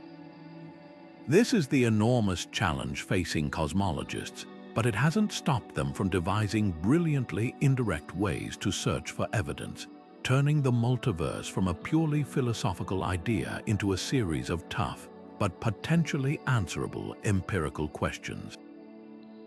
The strategy isn't to photograph a parallel Earth, but to look for the cosmic fingerprints that our universe might have left on another, or more commonly, the scars that other realities might have left on ours during a shared birth in the distant past. One of the most promising hunting grounds for these scars is the cosmic microwave background, the ancient afterglow of the Big Bang that fills every corner of the sky. This faint radiation is a snapshot of the infant universe, and encoded within its subtle temperature variations could be signs of a violent prenatal event. For instance, if our universe was born from a collision with another brane in the higher dimensional bulk, as some string theory models suggest, the incredible energy of that impact would have sent powerful gravitational shockwaves rippling through the newborn cosmos. These ripples would have left a distinct swirling pattern or polarization imprinted on the cosmic microwave background. Experiments like the BICEP array at the South Pole are essentially sophisticated radio telescopes designed to scan the sky with incredible precision, hunting for exactly this kind of faint, twisting pattern in the ancient light. Finding it wouldn't just confirm a version of the Big Bang, it would be powerful, albeit indirect, evidence that our universe is not alone, that it interacted with something else outside itself at the dawn of time. Beyond looking for bruises from cosmic collisions, scientists are also searching for signs that the fundamental constants of nature might not be so constant after all. If we live in a vast multiverse where each domain has its own randomly selected physical laws, the boundaries between these domains might theoretically exist within our own observable universe. Imagine a bizarre scenario where, in one direction of space, the strength of the electromagnetic force is slightly different. This would cause the light from distant galaxies and quasars to behave in strange, unexpected ways as it passed through these hypothetical cosmic walls. Astronomers are already conducting these tests by analyzing the light from the most distant objects we can see, using instruments like the Very Large Telescope. They are looking for any systematic directional variation in the fine structure constant, that crucial number that governs the strength of electromagnetic interactions. Finding even a tiny, gradual change across billions of light years would be a seismic event in physics, suggesting that our local pocket of reality has its own unique settings, and that somewhere out there, beyond a frontier we cannot see, the rules of the game are completely different. The pursuit doesn't end with telescopes, it extends right down to the subatomic realm. While we can't build a collider powerful enough to create a new universe, we might be able to create something almost as profound, a tiny, short-lived black hole. In certain extra-dimensional theories, like the Braneworld scenario, the energy required to produce a microscopic black hole could be within reach of a powerful enough particle accelerator like the Large Hadron Collider. The detection of such an event would be revolutionary. It wouldn't just prove the existence of extra dimensions, it would provide a stunning, tabletop demonstration of the very mechanism, black hole formation, that could be responsible for birthing new universes in a cosmological natural selection scenario. We would be witnessing, in a controlled environment, a process that on a grander scale could be the engine of a fecund multiverse. Perhaps the most profound evidence, however, wouldn't be a specific observation but a philosophical shift in what we even consider to be science. The standard for a good scientific theory has always been testability and falsifiability. The multiverse concept, by pushing against the very limits of observation, forces us to refine this definition. We may never be able to point to a specific anomaly and say with 100% certainty that it proves another universe exists. Instead, the case may be built on an overwhelming weight of circumstantial evidence. If our best and most elegant theories of quantum gravity and inflation all inevitably predict a multiverse, and if we can find no other convincing explanation for the bizarre fine-tuning of our constants or the strange anomalies in the cosmic microwave background, then the multiverse may become the most rational and parsimonious conclusion. It would be a triumph of reason and mathematics, a testament to the human mind's ability to reach beyond the horizon of direct experience and grasp the true, magnificent architecture of reality, not by touching its other walls, but by understanding the blueprint of our own. But this breathtaking expansion of reality forces us to confront a question that has long been confined to our own world. What are our ethical responsibilities? For centuries, humanity has grappled with morality on a terrestrial scale, debating our duties to other humans, animals, and ecosystems. Yet the multiverse concept shatters these planetary boundaries, proposing a framework of existence where our actions could, in theory, ripple across the very fabric of reality, impacting countless other cosmoses and the beings within them. This isn't just science fiction, it's the next logical frontier of ethical philosophy, a challenge to evolve our moral thinking from a local practice to a cosmic imperative. The foundational principle in any discussion of interstellar, or in this case interuniversal, ethics is likely the prime directive from Star Trek, a strict policy of non-interference with developing civilizations. While fictional, this concept provides a powerful starting point. Applied to the multiverse, a doctrine of non-interference would argue that we have an absolute moral duty to avoid any contact or interaction with other realities. The reasoning is profoundly precautionary. Even with the best intentions, our actions could have catastrophic and unforeseeable consequences for a universe with different physical laws or a slower technological development. A simple exchange of information could introduce a paradigm-shifting concept that destabilizes an entire civilization, or a seemingly harmless particle emitted during an experiment could trigger a chain reaction in a neighboring brain, unraveling the very forces that hold their reality together. Our ignorance of the infinite complexities of other worlds creates an unbreachable ethical wall. The only safe course is to observe if we even can, and never, ever interact. However, this hands-off approach becomes ethically fraught when we consider scenarios where we might be the cause of harm, even from a distance. Certain multiverse models, particularly those involving quantum entanglement between universes or gravitational leakage between closely spaced branes, suggest that our universe could be exerting a constant, if minuscule, influence on others. If our industrial activity or high-energy physics experiments are subtly degrading the environment or altering the fundamental constants of a parallel Earth, does that not impose upon us a positive duty to mitigate that harm? Suddenly, the ethical calculus shifts from a simple prohibition to a complex burden of responsibility. We would be obligated to study these cross-universal effects with immense rigor, potentially restructuring our entire society and economy to minimize our negative multiversal footprint.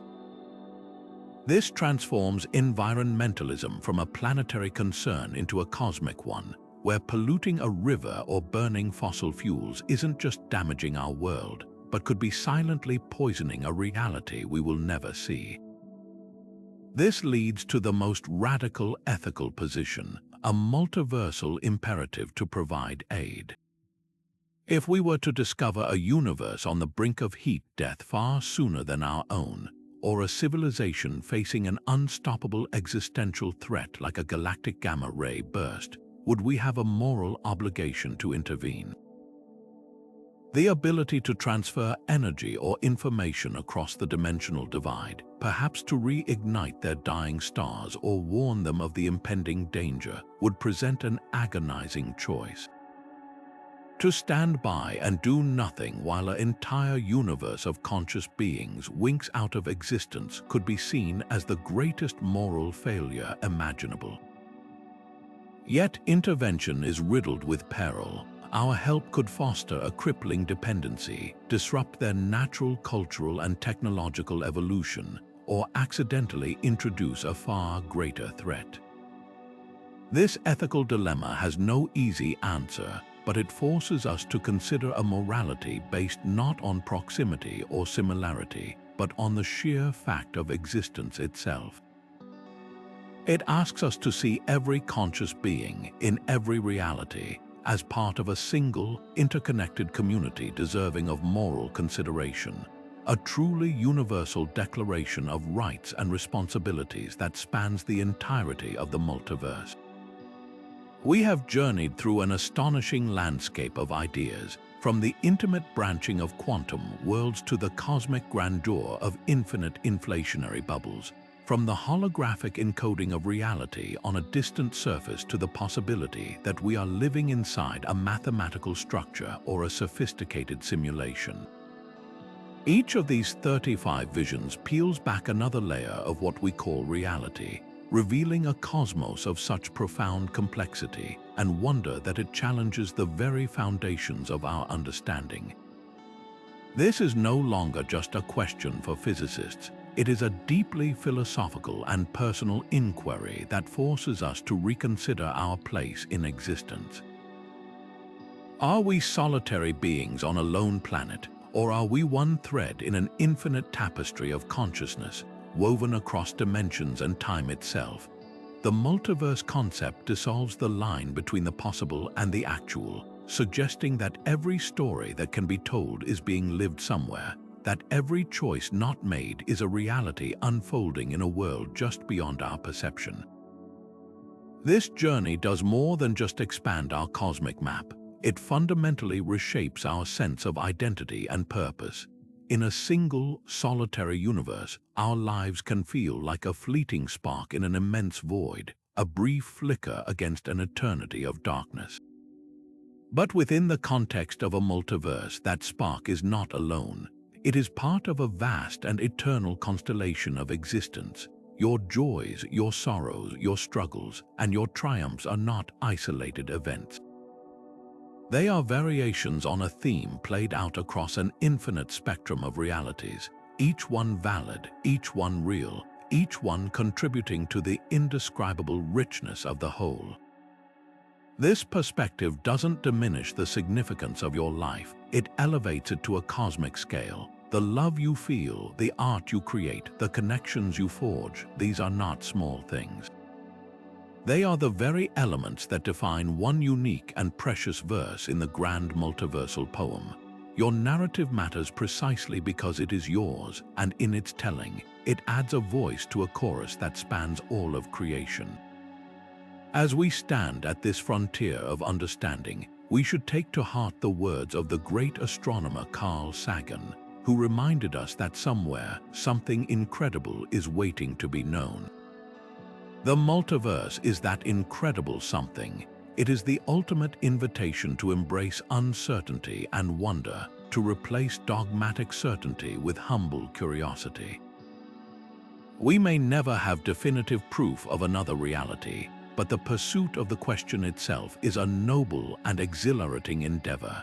It pushes the limits of mathematics, physics, and philosophy, driving us to become better thinkers, more imaginative explorers, and more awe-filled inhabitants of this strange and beautiful cosmos we call home. Reality is not a closed book with a single ending. It is an infinite library, and we have only just